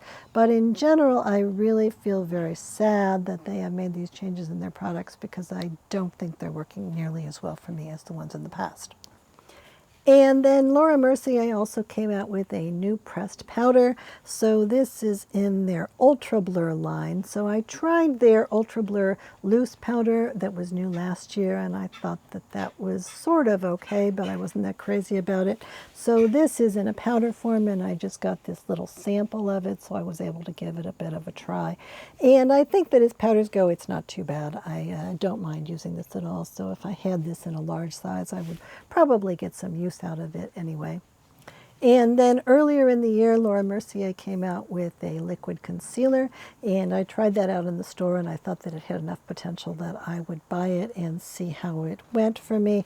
I think that in terms of it putting it on my eyelids, I don't think that it's clean enough for that. I do think that it was a little bit too irritating, and so I wouldn't use it for that. I've also used it on my face in general, and I think that it's not too bad for that. I can make it work, but I don't think that it is as good as even some of the other liquid concealers that I have tried, and I certainly don't think it is as good as my favorite cream concealers, so I kind of doubt I'm going to get much more use out of this. And then Lawless is a brand that has long been associated with clean beauty, and so I've tried almost everything from them, and I've thought that some of their products have been okay. I don't feel like I've been really, really enthusiastic about anything from Lawless that I've tried, but some of them are kind of nice, and I think that this concept of some of them are kind of nice applies to this new cream blush from them. So this is called the Pinch My Cheeks Soft Blur Cream Blush, and I have this in the color Starburst, which is kind of a peachy beige type of a color, and I think it's worked fine for me. I wouldn't say that it's my favorite blush release of the season, but I think it's a nice blush. Now, Lisa Eldridge is kind of one of my favorite makeup brands, in that there are a number of products by them that I really, really like. So of the products that she's released this year, she came out with a skin tint, and I thought that that skin tint was very slightly irritating for my face, and I don't feel like it did a great job with regard to the texture on my face. I don't feel like it made it look as bad as a lot of foundations do, but I certainly don't feel like it did me any favors in terms of looking better either. So I haven't, and it doesn't provide much coverage at all. And it also is the case that the mascara was a little bit irritating for my eyes, so I haven't been able to use that. I do think that her new liquid eyeliner, that one worked better for me than I thought, and that one actually did not irritate my eyes, but I just am really not a kind of person that is really able to get a lot of good looks from the liquid eyeliner, because when it comes to making a little wing, which I think would be really cute, I think that the little wrinkles on the sides of my eyes preclude that. And then of the other release that she had this year, she had these Balm Embrace lip balms, and I do think that these are nice and moisturizing, and the colors, I think it provided a very nice small amount of color on my lips, and I think the packaging is kind of cute and the price was not outrageous, but unfortunately it does have a fair amount of vanillin in it, artificial vanillin that it's synthetic, and I think it's probably derived from petroleum, something like that. And so that kind of ruins the experience for me. It's not that I'm unable to wear this product, and it's not that it really has irritated my lips, but it just has really taken the joy out of using one of Lisa Eldridge's lip products, because it does have that flavor in it that I find to be unpleasant.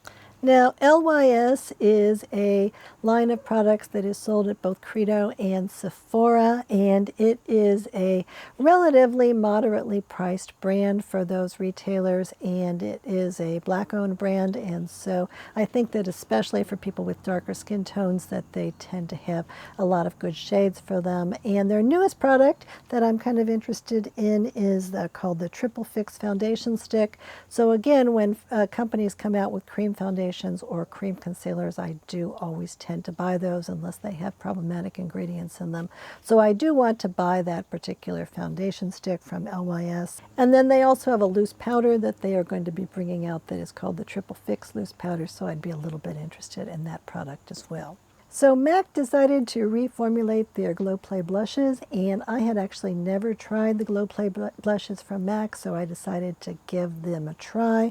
So I picked up this shade, which is called Grand, which is kind of a peachy pink shade, and I do think it's very pretty. It looks really natural on my skin. These are kind of cushiony, they say, so if I press on them, they kind of squeeze into the palette. So I think that's kind of an interesting concept, and I do think they look nice on my skin, and they do have a whole bunch of colors of these, and so I kind of like it, and I think that they're a fairly reasonable price. So if you haven't actually tried these blushes before, I think that they're fairly nice, and they certainly haven't caused me any irritation, so I've had a good experience with them.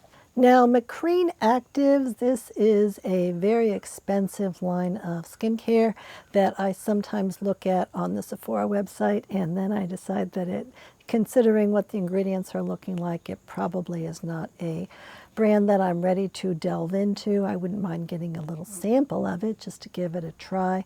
And so what I noticed on the website is that they now are introducing a foundation, and although again I'm always interested in foundations that have skincare benefits, again I think that the ingredient list for this looks kind of on the iffy side for me, and I'm not so sure that it's going to be available in the Sephora store. So I think that unless I start to hear really, really good things about this, I'm a little suspicious at this price range that I should go ahead and buy it. But if anybody gives that a try, I would like to hear what you think of it, because so far I don't think I've seen any reviews on this one at all. And then Makeup by Mario, I've tried a few products from them that I really like. So the most recent product that I have tried from them, this is called the Soft Sculpt Bronzing and Shaping Serum. So this comes in a number of different shades, and you can use it in two different ways. You can use it either with this little pump on the top, and you can also use it with a little doe foot applicator. And I think that this is a kind of a nice formula. It did not irritate my skin. I think that it was a kind of a sheer formula, and I kind of like that about it. But I do think that for me, this is a little bit on the gray side. So for products that are being suggested as a contour, then a lot of times they do lean a little bit gray, because when you are trying to contour, you're trying to get simulation of the shadows. When I use a bronzer, I'm not really interested in shaping or contouring at all. I'm just really trying to create a little bit of a simulation of the idea that I've got a little bit of a tan going on. And in this case, I feel like if I just put this on my skin and I try to use it just as a bronzer and use it up like this, that it really is not giving me the simulation that I feel like a natural tan would look. I feel like that gray is like kind of detracting from the look. So that's a little bit disappointing, but I think that if you are trying to use it as a shaping serum and you're more trying to bronze down here because you're actually simulating a contour, then this could actually be a good product for that. Now, a product from Makeup by Mario that has been out for quite a while is a very thin and muted blush that is called the Soft Pop Plumping Blush Veil. And I have one shade of this, and I feel like for me this is a blush that is almost too soft for me. It doesn't provide very much of a look of having blush on at all, and I don't mind that sometimes, but now they have come out with a few more brighter colors, and I feel like those are still going to be quite translucent, so it might be the case that with some of these colors, I was thinking especially about this Strawberry Sunset color, that I might be able to get a little bit of a taste of that color without it being so bright and so saturated that it would overwhelm my face. And then Makeup by Mario also has a new setting powder and a new setting spray. And I feel like the ingredients for both of these look like they might have potential and that they might work for me. So I would like to give those a try and think about whether or not they might be worth actually sinking money into. And then Merit is a brand that I like very, very much. I really like almost everything that they offer that I've tried so far. And so I always am very interested when they come out with anything that is new. Earlier this season, they came out with a new shade in their satin lipstick, which is called Ginger. And so I actually did a whole video on that where I tried to give a good sense of what the color is like. And I do continue to use that lipstick, and I like it a lot. Another product that they came out with a new shade in is their Day Glow Cream Highlighter Stick. And the issue with this particular product is that I really think that there are almost no highlighters out there that I actually like more in terms of how they look. But the problem is that within a limited period of time, these tend, at least in the past, have gone so rancid that they have really been unusable. And as rancid smells of beauty products go, this has been one of the worst for me. And I actually, at the time when these were released, I eventually saw at least 6 other beauty YouTubers actually mention how bad this smell was, apparently independently, that they figured it out on their own.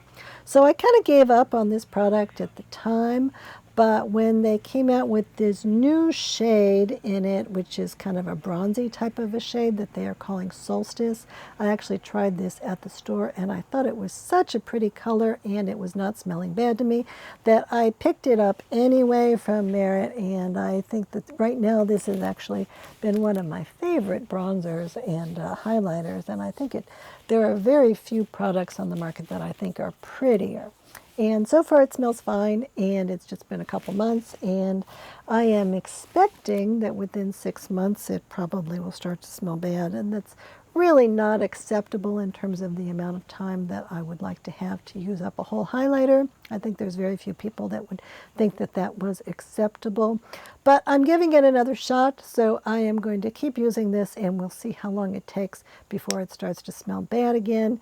And I guess the reason that this smells bad is because it has squalene in it, but the squalene is made from sunflower seed oil.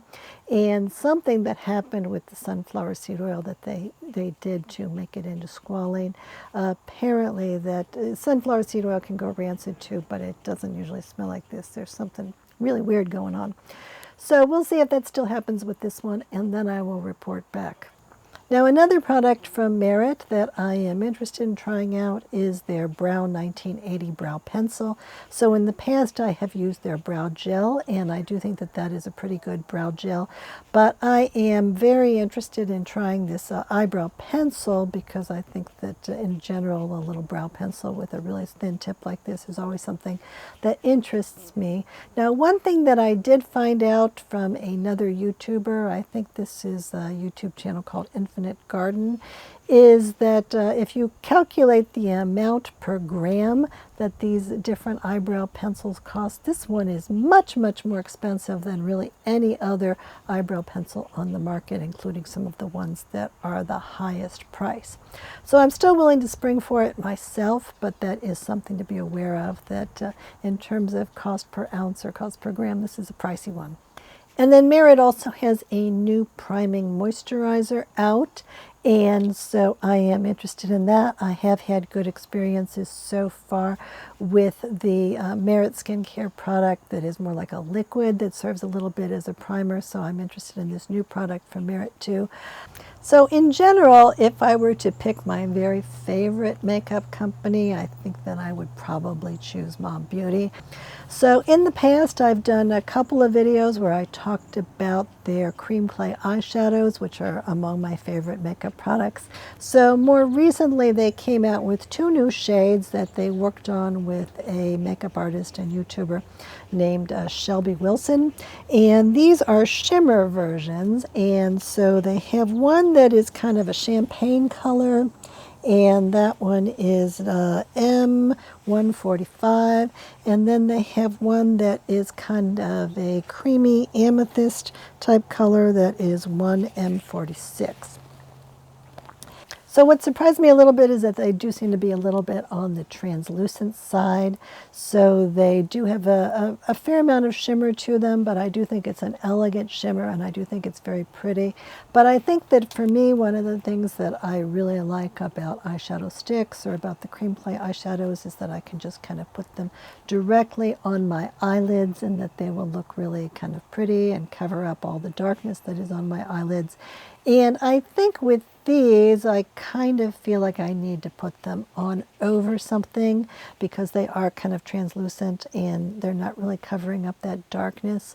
So I can put them on over either a concealer, or I put them on sometimes over one of the matte shadows. But in general, it's taken a little bit more effort for me to create what I think is an optimal look with these. But I do think that they are pretty, and of course all of these cream clay shadows are really quality products, and these particular shades in particular have not irritated my eyes at all. So in general, they're very nice.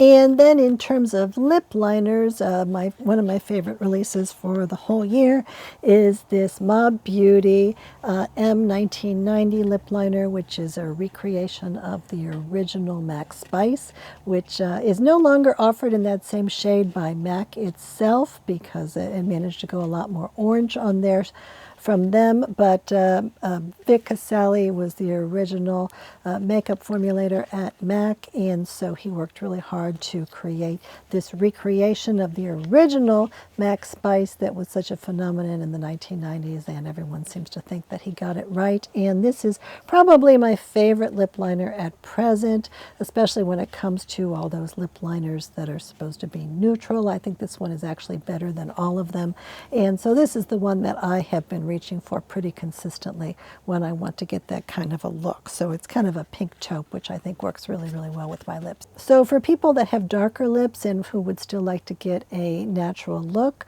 or for people who have lighter lips that just want them to look a little bit more darker brown, they came out with 2 new shades in the same formula. So one of those is kind of a brown taupe, and then the other one is kind of a chocolate brown.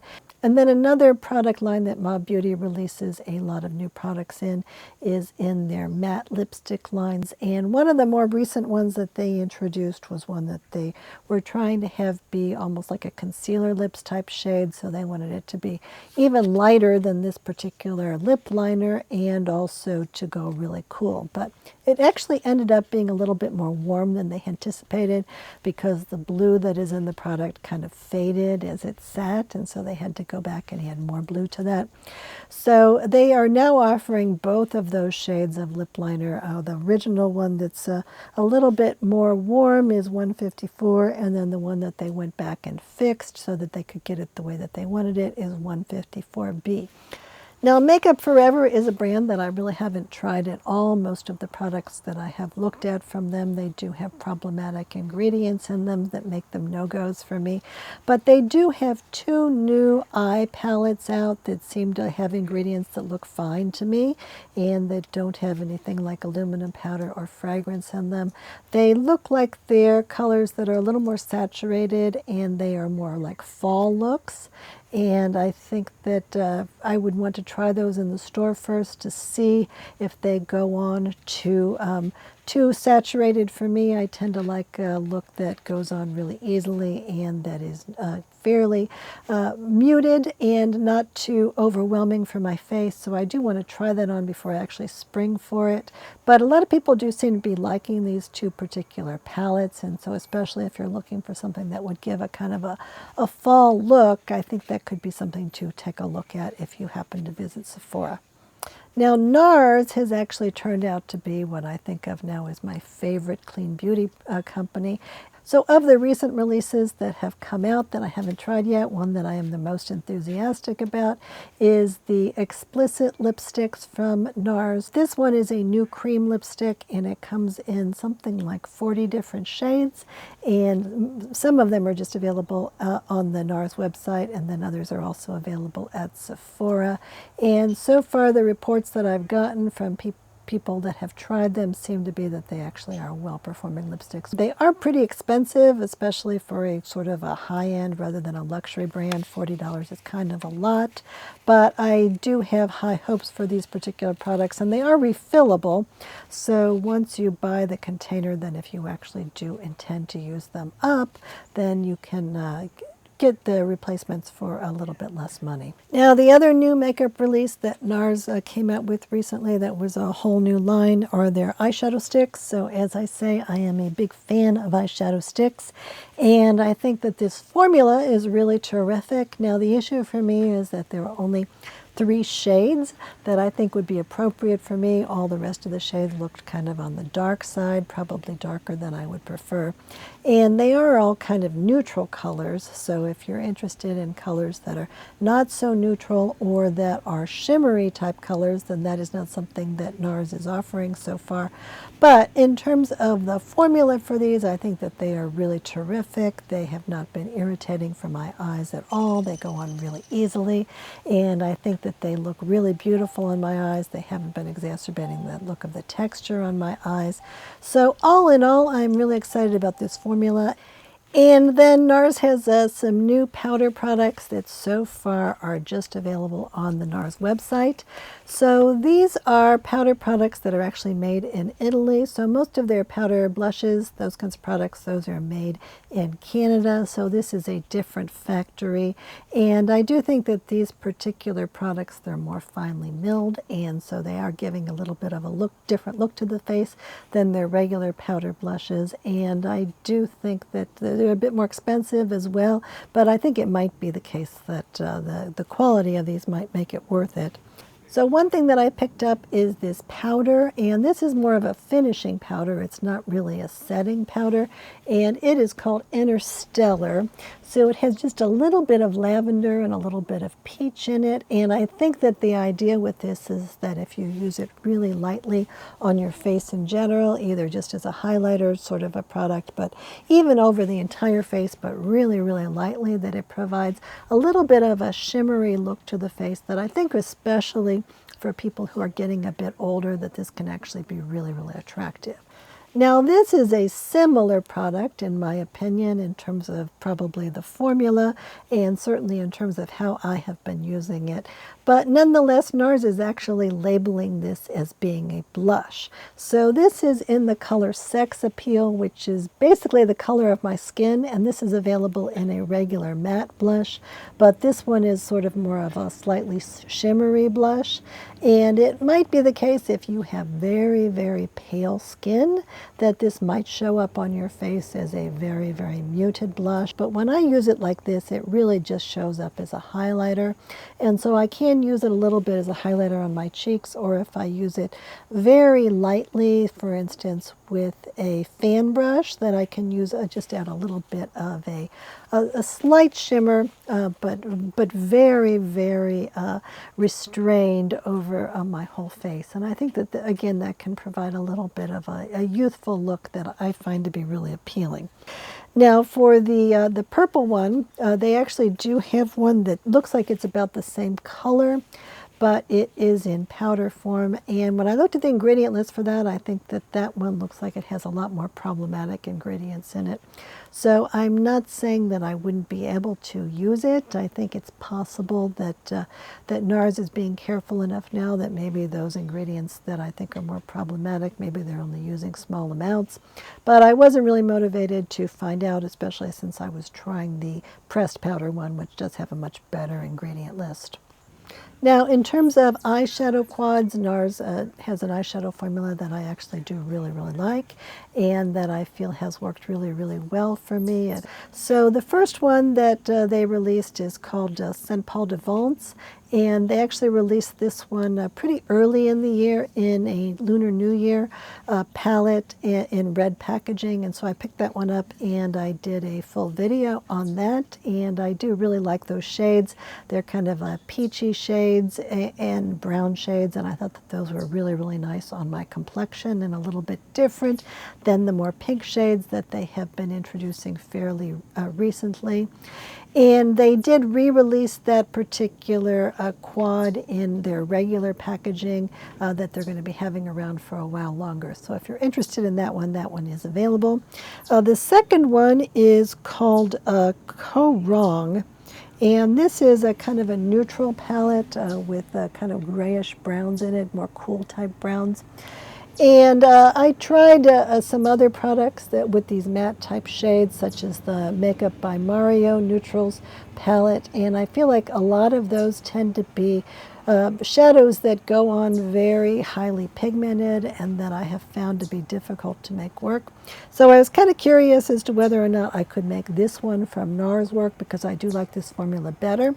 And I do think it's a better formula, but I think in general I've just come to the conclusion that I'm not really that crazy about matte eyeshadows all by themselves, and that if I'm going to buy a palette, I really think it should have maybe 3 matte shades and 1 kind of shimmer shade in it, because I think the shimmer does help a lot in terms of making eyeshadow looks that I really like.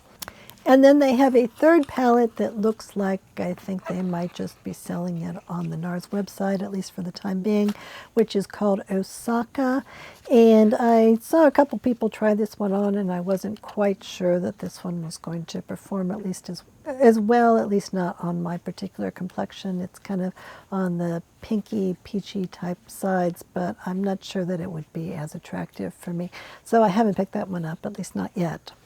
And then earlier this year, I did a video where I talked about this face palette, which is called the Laguna face palette, and it has 2 different versions, but I don't feel like either of these versions is at all appropriate for people with skin that is as light as mine, and there certainly are people with a lot lighter skin than mine as well. I think that this one is probably acceptable for people with a relatively sort of medium toned skin, and then the other version seems to be for people with even darker skin. The other issue that I found with the Nars bronzers is that, like that Makeup by Mario bronzer, these tend to have a lot of gray in the shades, and so when they actually demonstrate them online, they actually do show them being used sort of under the cheekbones as if they are contours, and since that is not how I intend to use bronzers, that makes all of the shades from Nars, including the really lighter shades of bronzers, really not work all that well for me. So I do have 2 more products from Nars, and the first one is called the Nars Light Reflecting Makeup Setting Mist. So for me, I've never really used makeup setting mists because my experience is that really all of the makeup setting mists that I have used have either irritated my skin or else they have really seemed to not be doing anything for me at all. And with this one, I feel like it hasn't caused me any irritation, and I also do feel like it does have some potential to be helpful in terms of allowing my makeup to last a bit longer, especially during the summer months. So far, I do think that this is a product that has a lot of promise and that I do feel really enthusiastic about trying out. And then the other product that Nars released at the same time is called the Light Reflecting Hydrating Primer Base Hydrant. And I think that this is a product that, again, has not irritated my face at all. I tried it a couple of times before I actually purchased it, and unlike many primers, it really hasn't caused any problems to my face.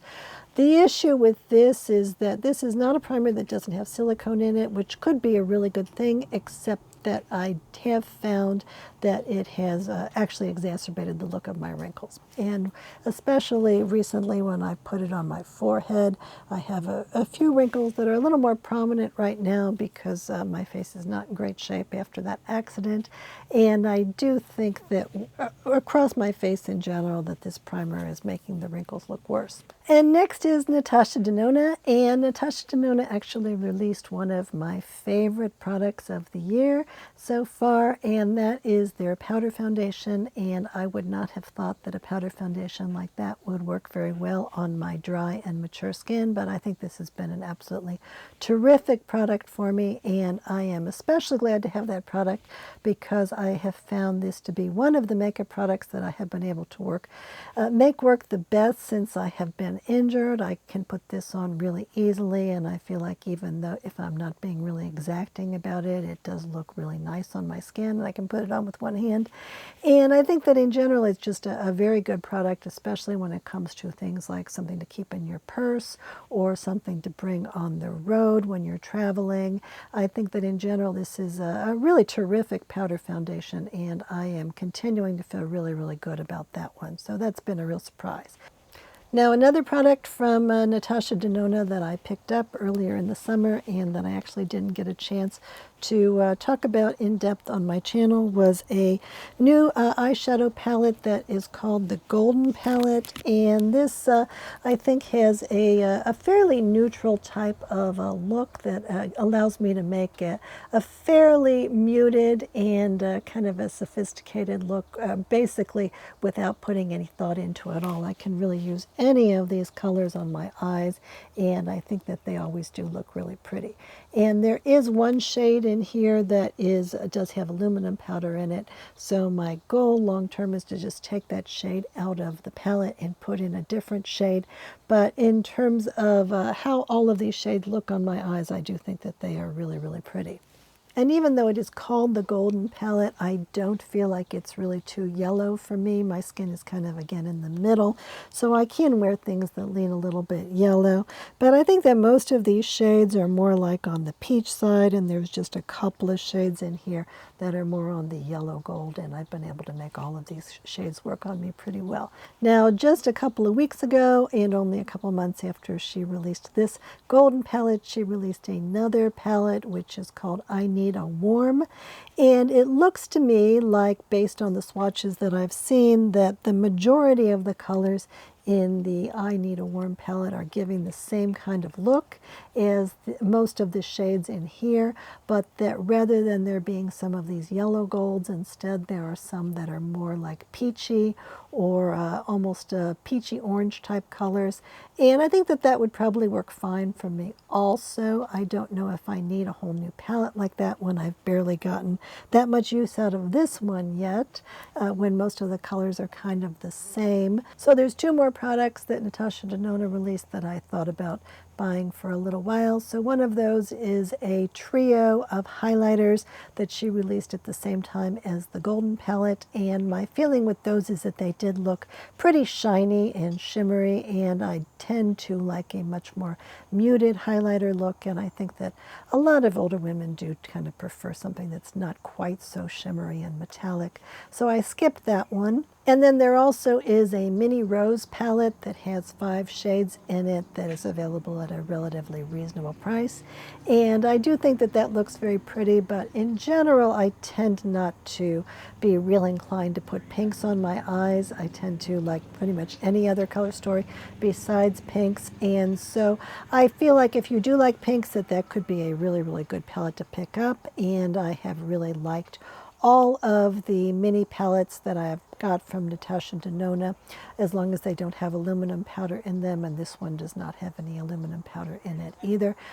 And then Nudestix is a brand that I had actually never tried at all prior to this year. And so I picked up two little sample sets just to see what the brand was like. So the first one that I picked up was a little eyeshadow kit with 3 different shades of kind of purplish blue type colors.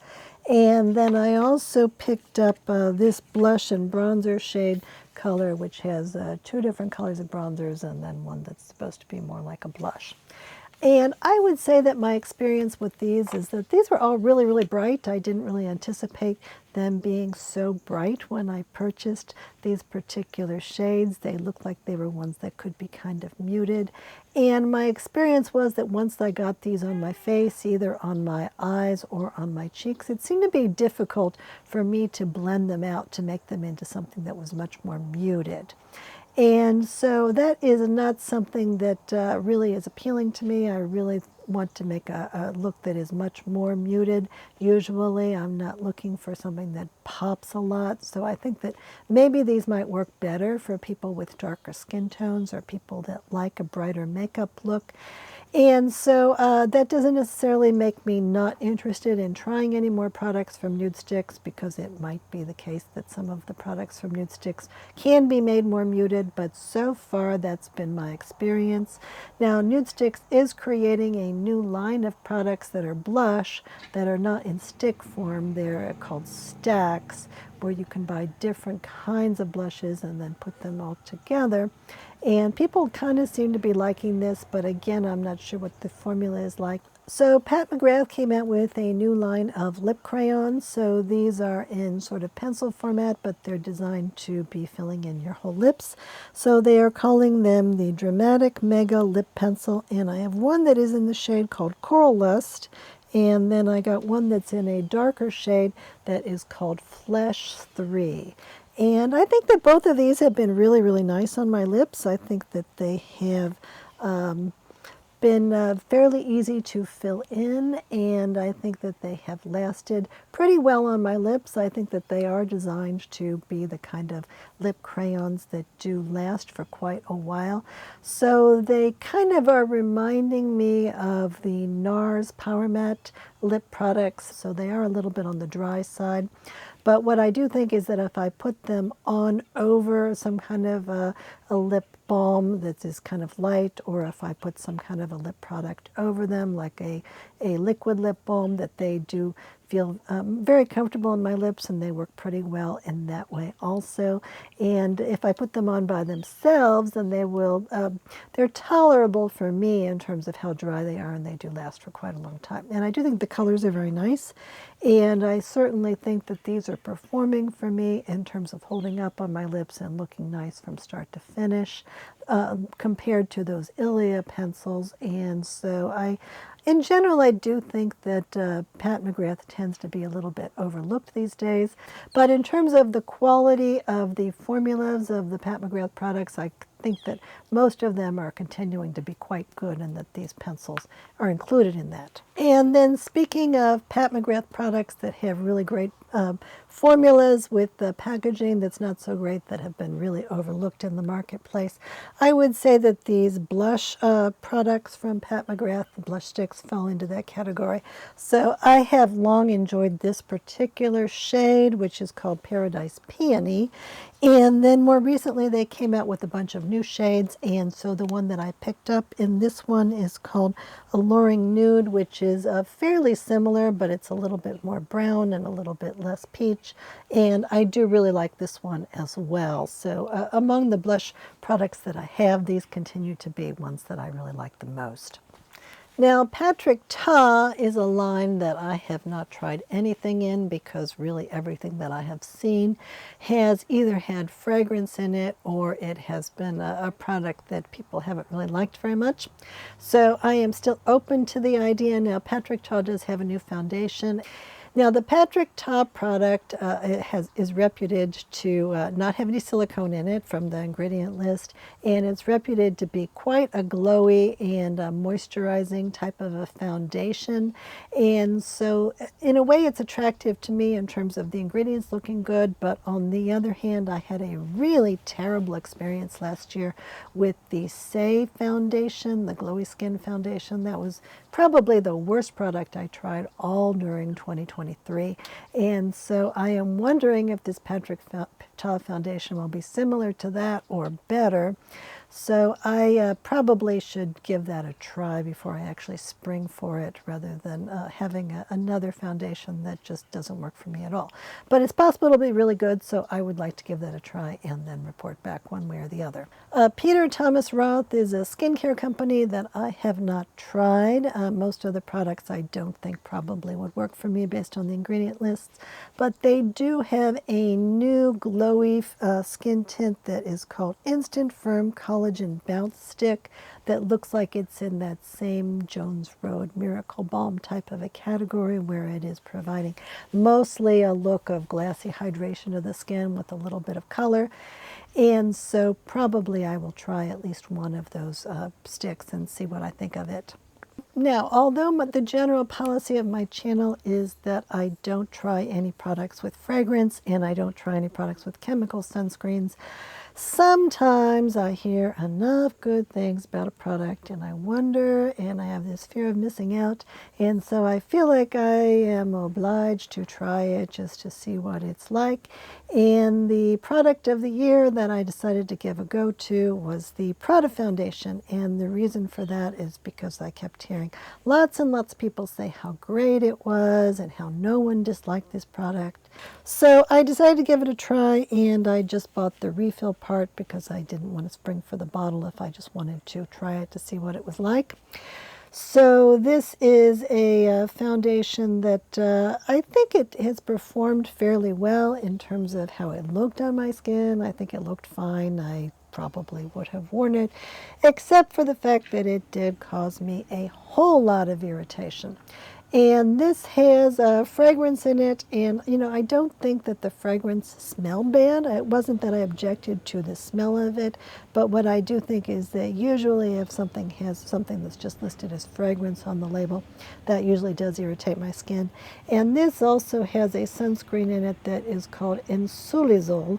And this is an American sunscreen, but it is one that I don't think that I had ever tried before. So that was another reason, just to see if my skin was actually sensitive to this. And what happened with this, I think, is that the first time I used it, I don't think that my skin was reacting yet. And I thought, oh, well, this is a nice foundation. Maybe I can make it work. Maybe it'll be all right.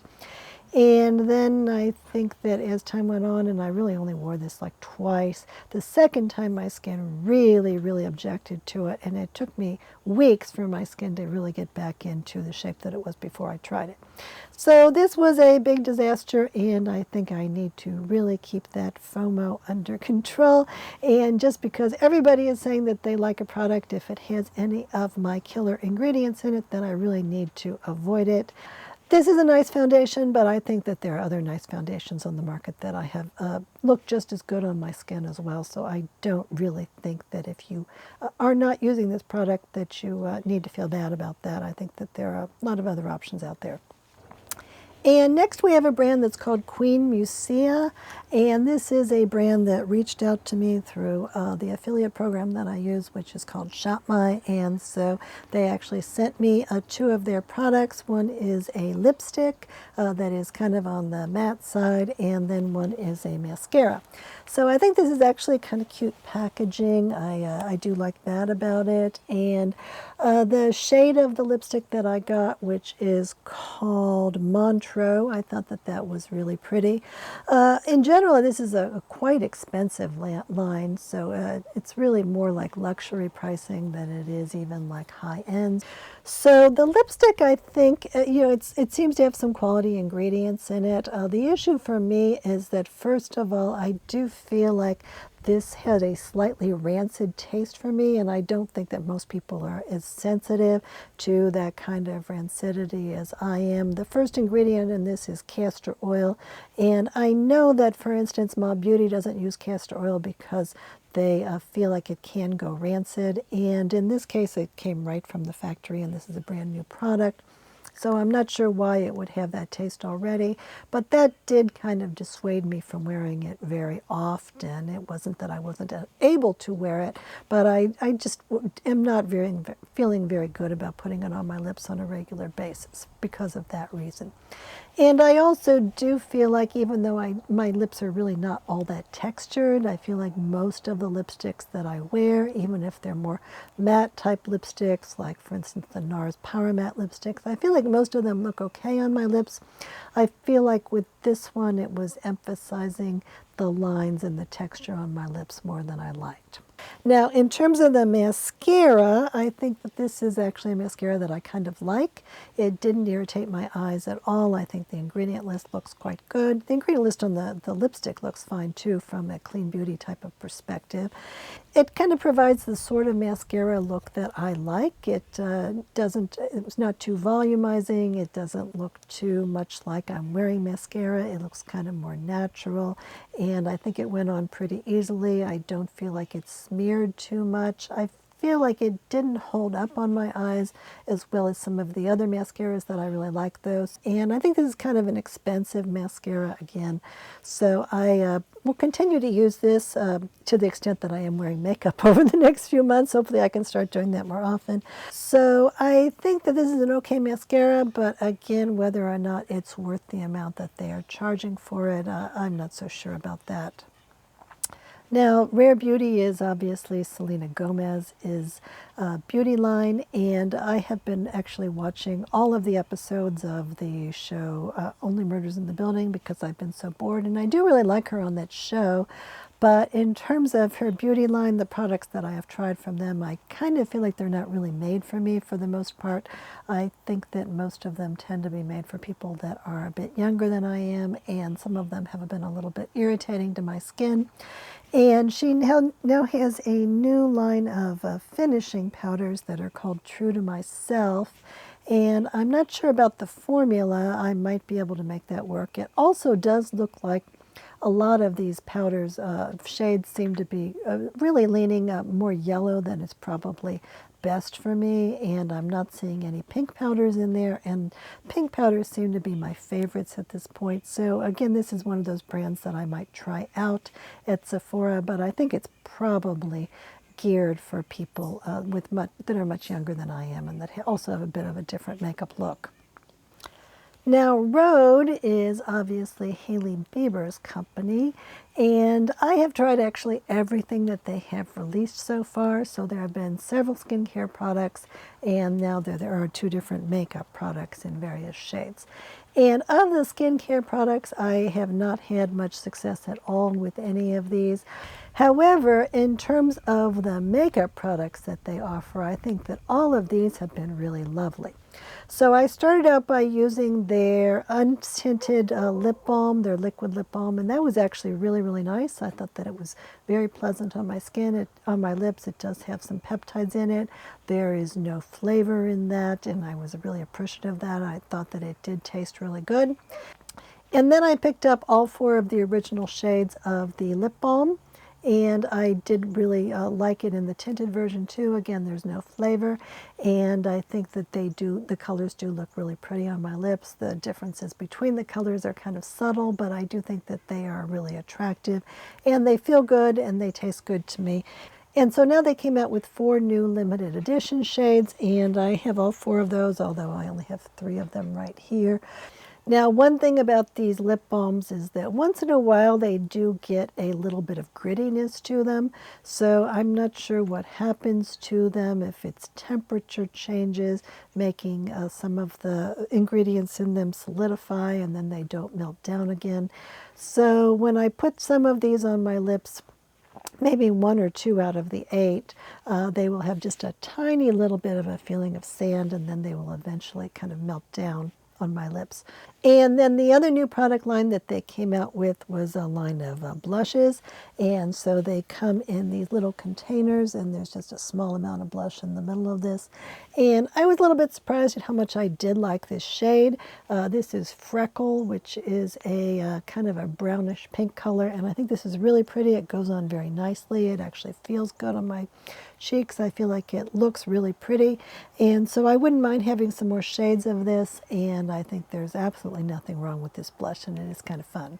Now, Rituel de Fille is a indie beauty company that is based in California, and they are using all natural ingredients as well as really all natural colors, and so that is really unusual. And their color of the season is their new line that is called Viridescent, which is green colors. And I feel like it's leaning in a little bit to this concept of Brat Summer, which is supposed to be kind of a chartreuse type of a color, or kind of a dark chartreuse type of a color. And so they are introducing 3 different green colors. So the 3 different colors, there is one that is a highlighter, and that one looks actually quite a bright green. And I have a hard time imagining putting this bright green highlighter on my cheeks, and it's a little bit difficult for me to see what the colors look like in the photos on the Rituel de Fille website. They tend to go more for artistic type photography, and that makes it often difficult for me to tell what they're going to look like. But what I will say is that what typically happens to me with these highlighters from Rituel de Fille is that a lot of them look really weird in terms of the concepts for them, or in terms of what the shifts are supposed to be. But my experience in putting them on my cheeks, and I have a couple of different colors and I've tried a bunch of them in their sample sets, is that they tend to be much more wearable than you would think. And the second one is a lipstick that also has a little bit of a green shift in it. So the Rituel de Fille lipsticks, they're really tiny little lipsticks like this. They are scented pretty strongly with lavender, as is that highlighter. And so I'm not sure if I actually like lavender in a lipstick. I don't think it's irritating to my lips, so that part is a little bit good. But it does always provide a little bit of a shock to me when I first put this on. I'm like, wow, lavender lipstick, But I think that the green shade, that's again an odd kind of a concept to put something that has even a little bit of green on my lips, but I would be interested in seeing what that lipstick is like, because again, I think that an awfully lot of the Rituel de Fille lipsticks that I have tried have been in colors that I have been doubtful about before I've ordered them, and then they've turned out working fine and looking very nice on me. And then the third product that I actually am very sincerely interested in getting is the green eyeshadow. And this one, I was always really surprised that Rituel de Fille did not have any green eyeshadow in the past. I do really like their little eyeshadows. They come in these little pots, and they did the packaging for them last year so that you can put them on with your fingers. The hole in the lid is wide enough that you can put them on with fingers, but they also now offer a brush that I think does a fantastic job putting these on as well. So I've been getting a lot more use out of these little eyeshadows that are in these pots now that I have the brush that goes with them. And I think that this eyeshadow in this olive green color with just a little bit of shimmer in it, I think that could be absolutely a terrific color for me. I am a fan of green eyeshadows in general, and so I do plan to pick that one up. Now, the other new product from Rituel de Fille is called Creature of Light, and this is a liquid highlighter. And I actually tried a lab sample of this last year. I did okay with this in terms of it not irritating my skin. I do think it was a little too glowy for me to be really interested in using, so I haven't really gotten any use out of that.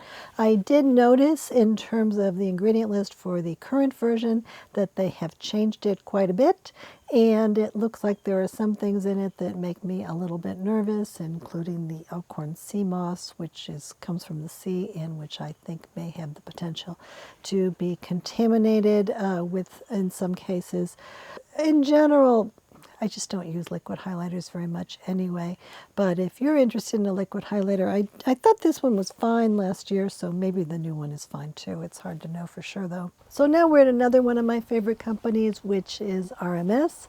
So one of the products that I have from them that is brand new is a setting powder. So this is a loose setting powder, and it comes in a plastic container. There is a little powder puff on the top, and then you can lift up this this lid here, and then the powder is kept pretty neatly inside this container, so I think that that is a nice thing.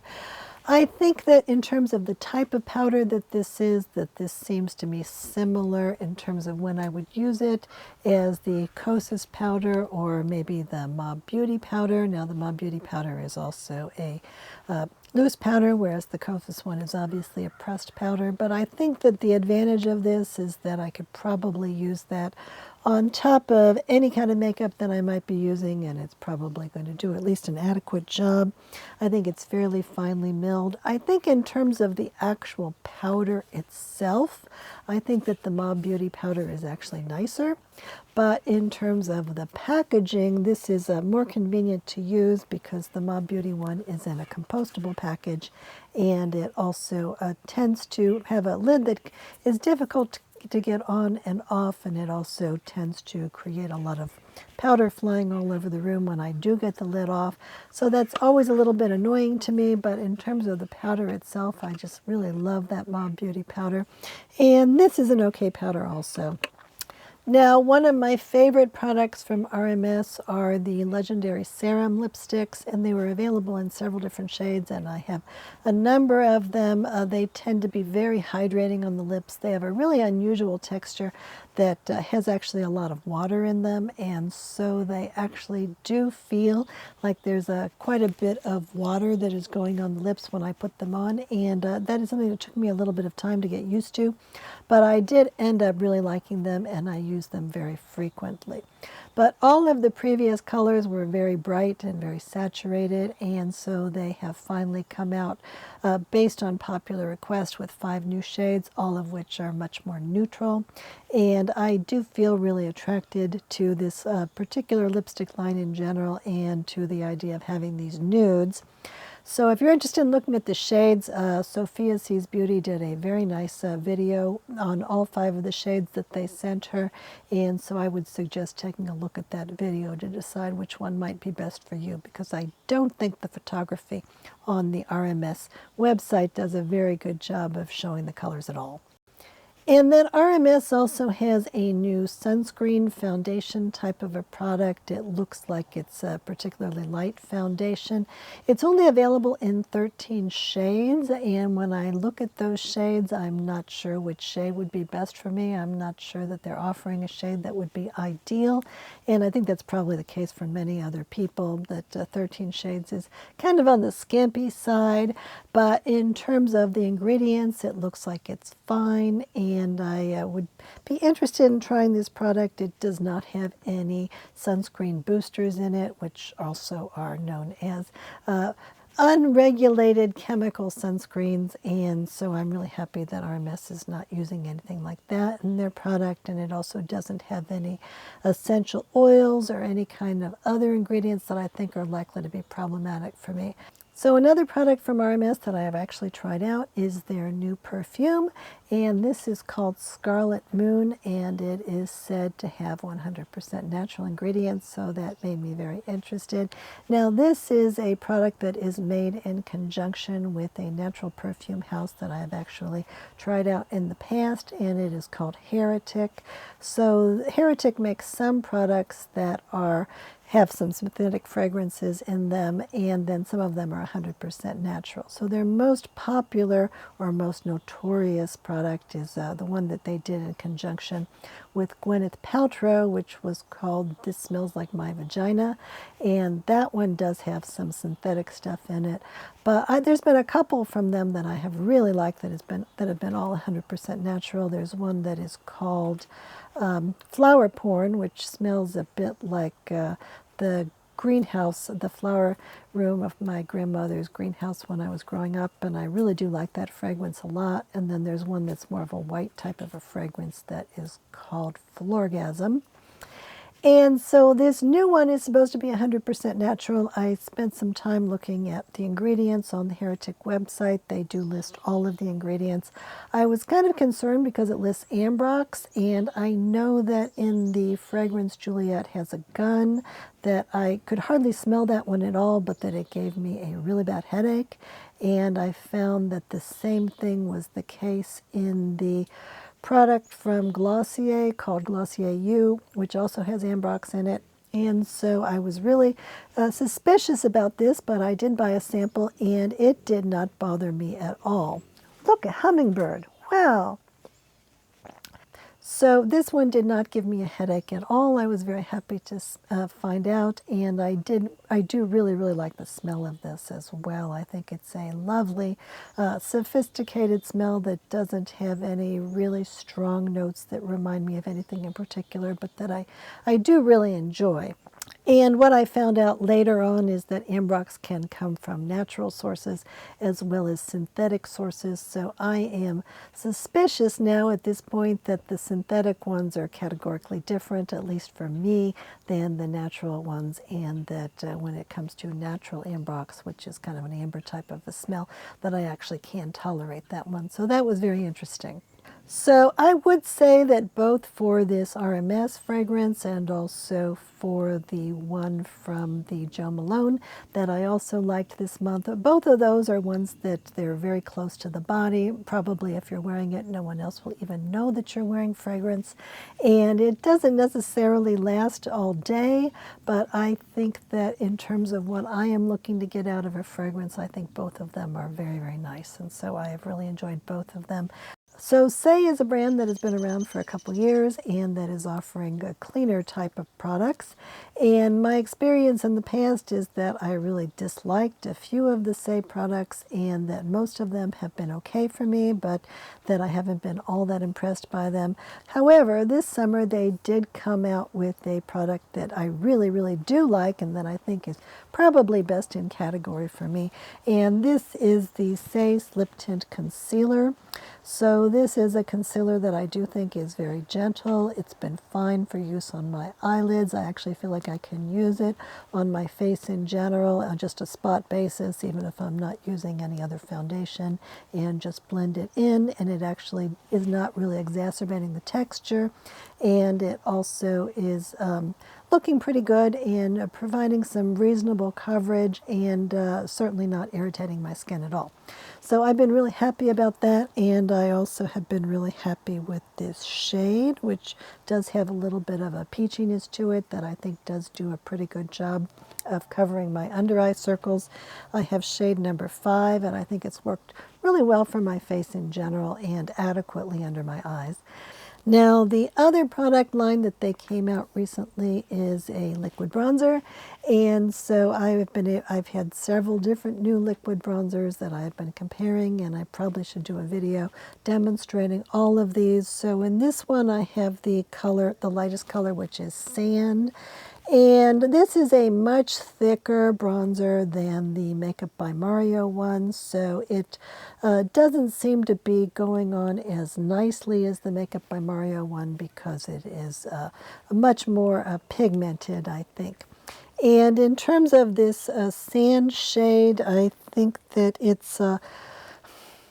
doesn't seem to be really going on my skin as easily. I am not even quite sure why that is or why it's not looking natural for me. I feel like maybe it does have a little bit of that gray in it, or maybe even a little bit of greenishness in it.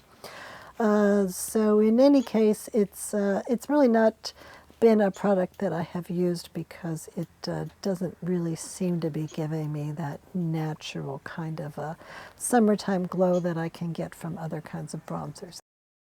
Sigma is a brand that I have never tried before, and they have a new skin tint that is called the Skin Perfector Hydrating Tint, and based on the ingredients, I think this one actually looks kind of interesting, and I really haven't seen any reviews for that so far, but I think that this is something that I actually would be interested in trying out. Now, Skin by Kim, this is another Coty brand. I think Kim Kardashian still has a majority ownership in her company, but it is still being manufactured by the same company people as the Kylie Cosmetics are, and being promoted in conjunction with one another. And I tried a couple of products, their lip pencils and their lipsticks earlier this year, and these all come in those neutral type colors that are supposed to give you like a kind of a concealer lip or a very neutral brownie type lip.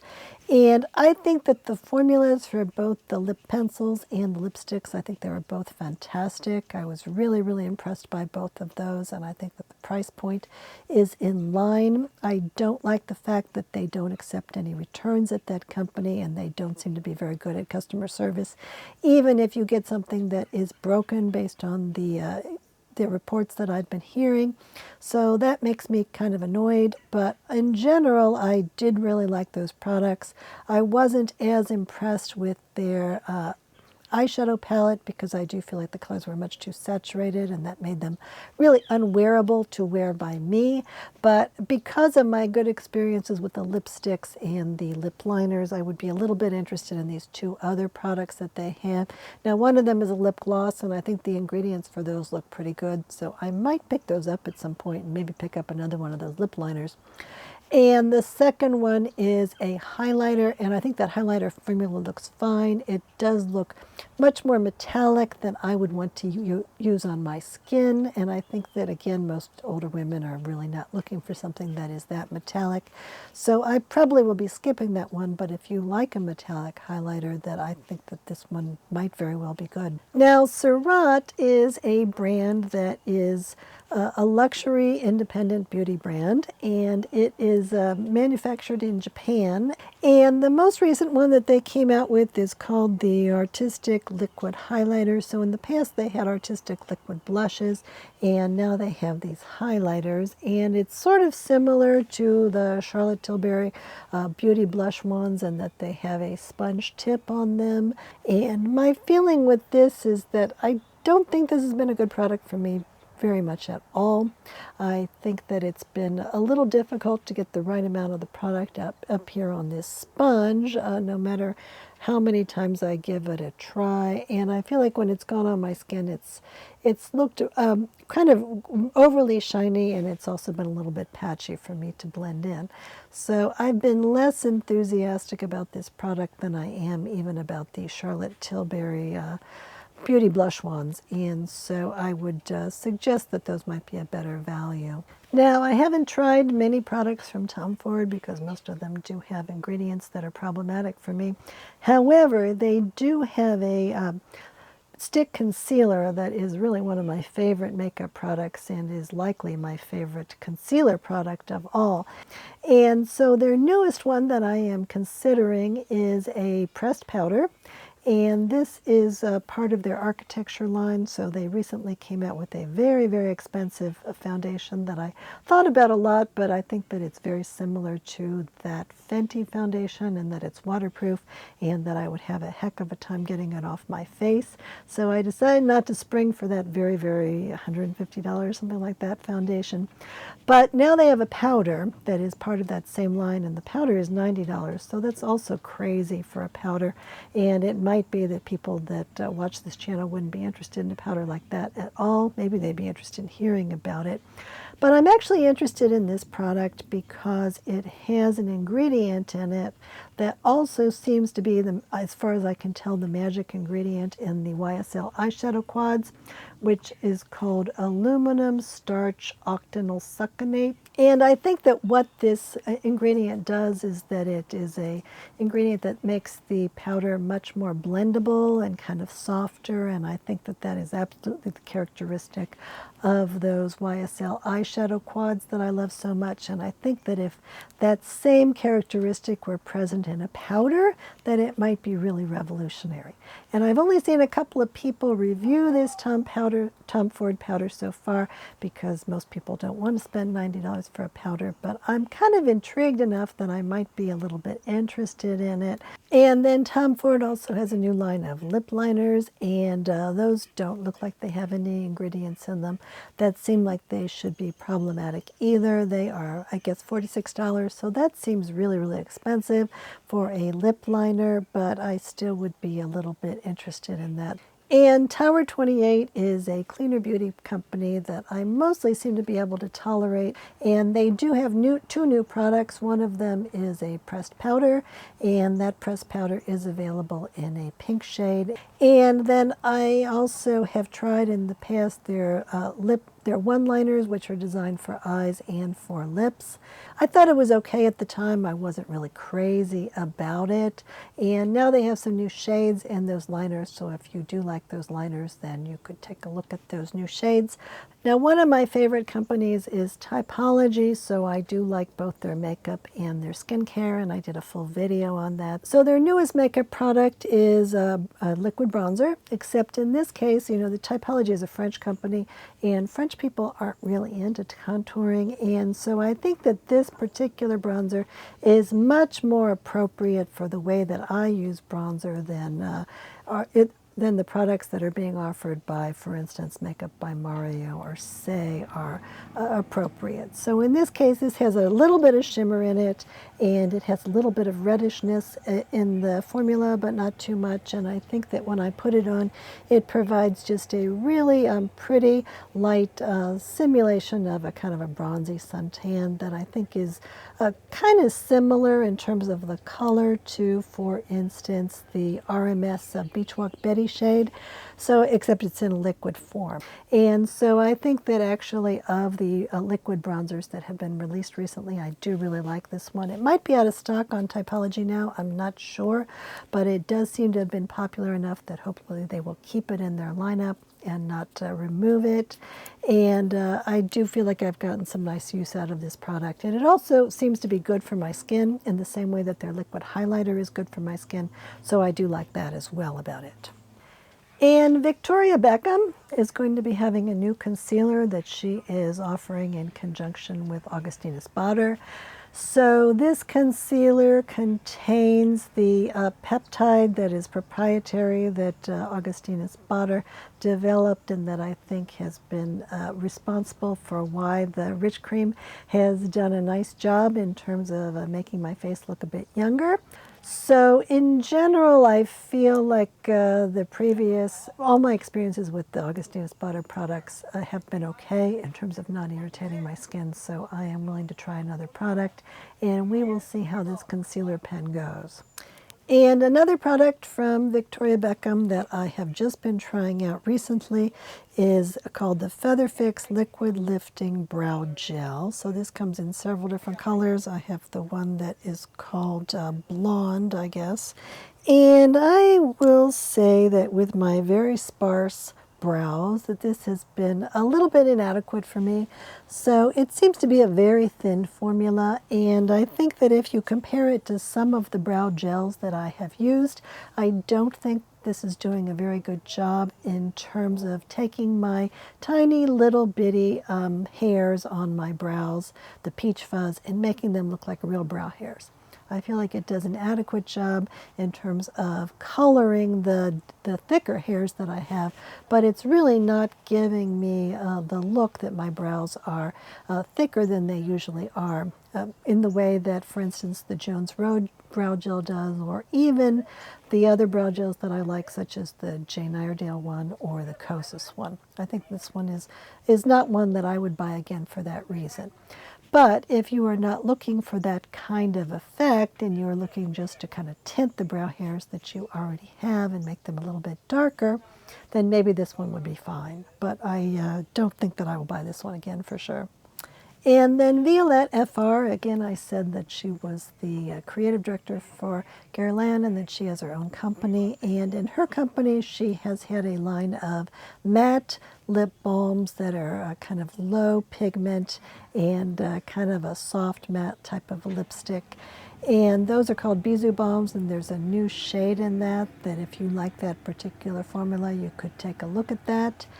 And there also is a new line of lip balms that are more glossy that are called Bisou Jelly balms, and so there's several shades in that as well, and that is a product that has a soft lip balm on the outside of the product, and then on the inside that has a soft pigment, I guess. So people seem to like the texture of these. The issue that I have with both of these is that they do have vanillin in them, and I don't really, that's the reason that I haven't really used those Bisou balms very much, is because I do think that vanillin flavor puts me off from it, and it's not so much that it irritates my lips, but it's just not something that I really enjoy. And then Westman Atelier. So Westman Atelier has a new concealer coming out. It is a liquid concealer. It doesn't have any silicone in it, and it is supposed to be fairly creamy, and I've actually heard some good reviews of that. Some people seem to really, really like it. I was not all that happy with the Westman Atelier liquid foundation. I found that really did emphasize the texture of my skin, and I think that also because it had some ingredients in it like soybean oil, I didn't really feel that great about using it, and I'm not sure that my skin liked it that much.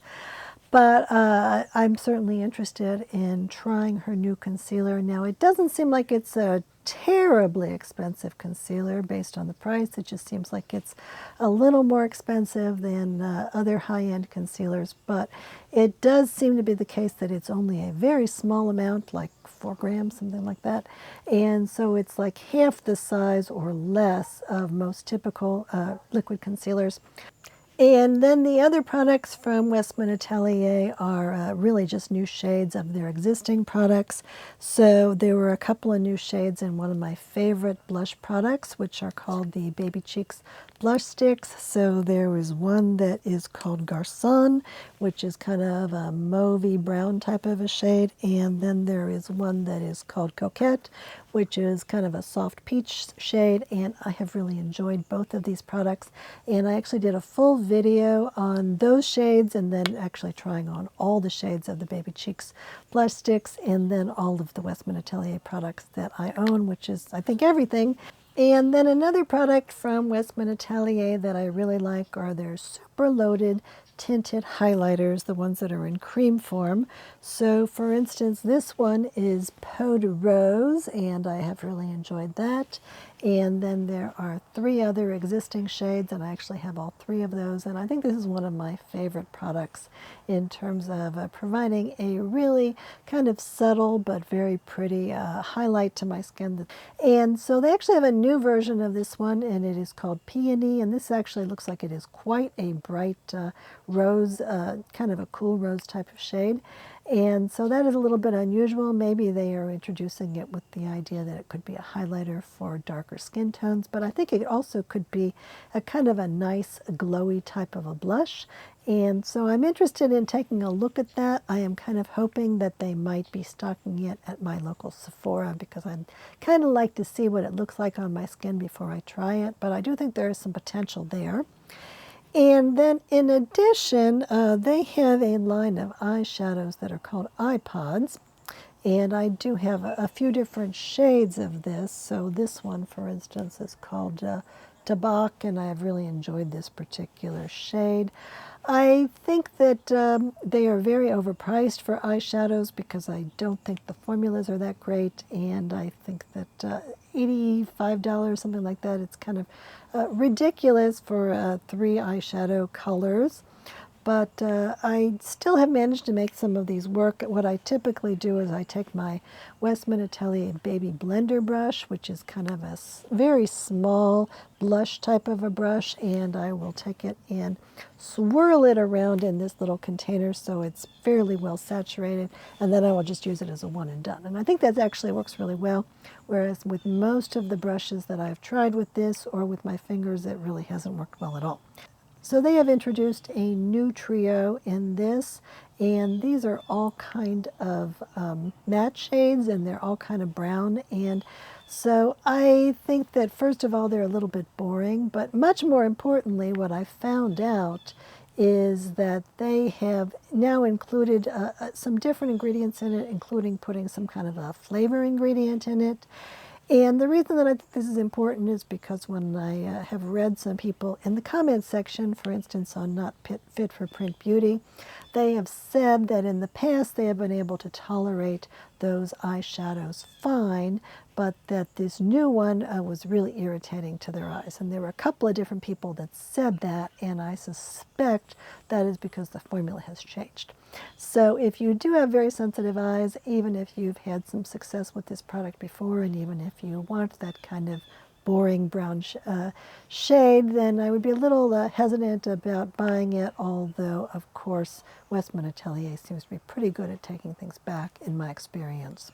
And then finally we have one of my very favorite makeup products, and this is the line of eye quads from YSL. And I did a whole video where I tried on all of the ones that they offer because I have all of them in my collection now. And I feel like all of the different ones that I tried on, that they all looked actually really, really nice on me. And that is kind of unusual because it is often the case that eyeshadows just don't work on me, either because they're difficult to blend or because they're too saturated or because they emphasize texture. And I think all of these were really, really gorgeous. So even though they are quite pricey, I do think that people are going to be very happy with the looks that they can get from this. And the one that I actually think is the most unusual, and the one that I actually personally like the most and that has gotten really the least attention, is the one that is called Palmeraie Skies. So this is a blue shade that was released last year in Europe, but it just came to the United States a couple months ago. And I think that this turns out to be really nice on my eyes, and this is what I just put on today, even though I'm just wearing my glasses.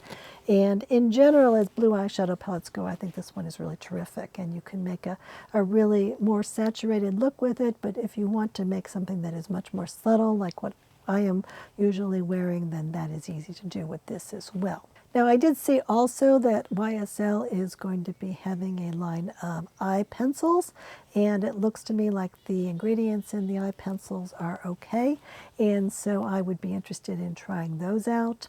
And then in addition, YSL is introducing some new liquid blushes. So YSL is a sister company to Armani, and so I'm kind of wondering how different the YSL blushes will be compared to the Armani blushes. But in any case, I think that people seem to be, I've only seen one or two reviews of those so far, but I think that those might have some potential as well. So I am interested in trying those out, or at least seeing some more reviews of those new blushes. So thank you very much for watching all the way to the end of the video. And if there are any of these products that you have tried already, or that you think would be especially interesting for me to try out in future videos, then please let me know about that, and I will see what I can do about that. And in addition, if you haven't subscribed yet to the channel, then please go ahead and do that. And Coco and I love you very, very much. So thank you very much for watching. Goodbye. Ba-da-ba-da-da-ba,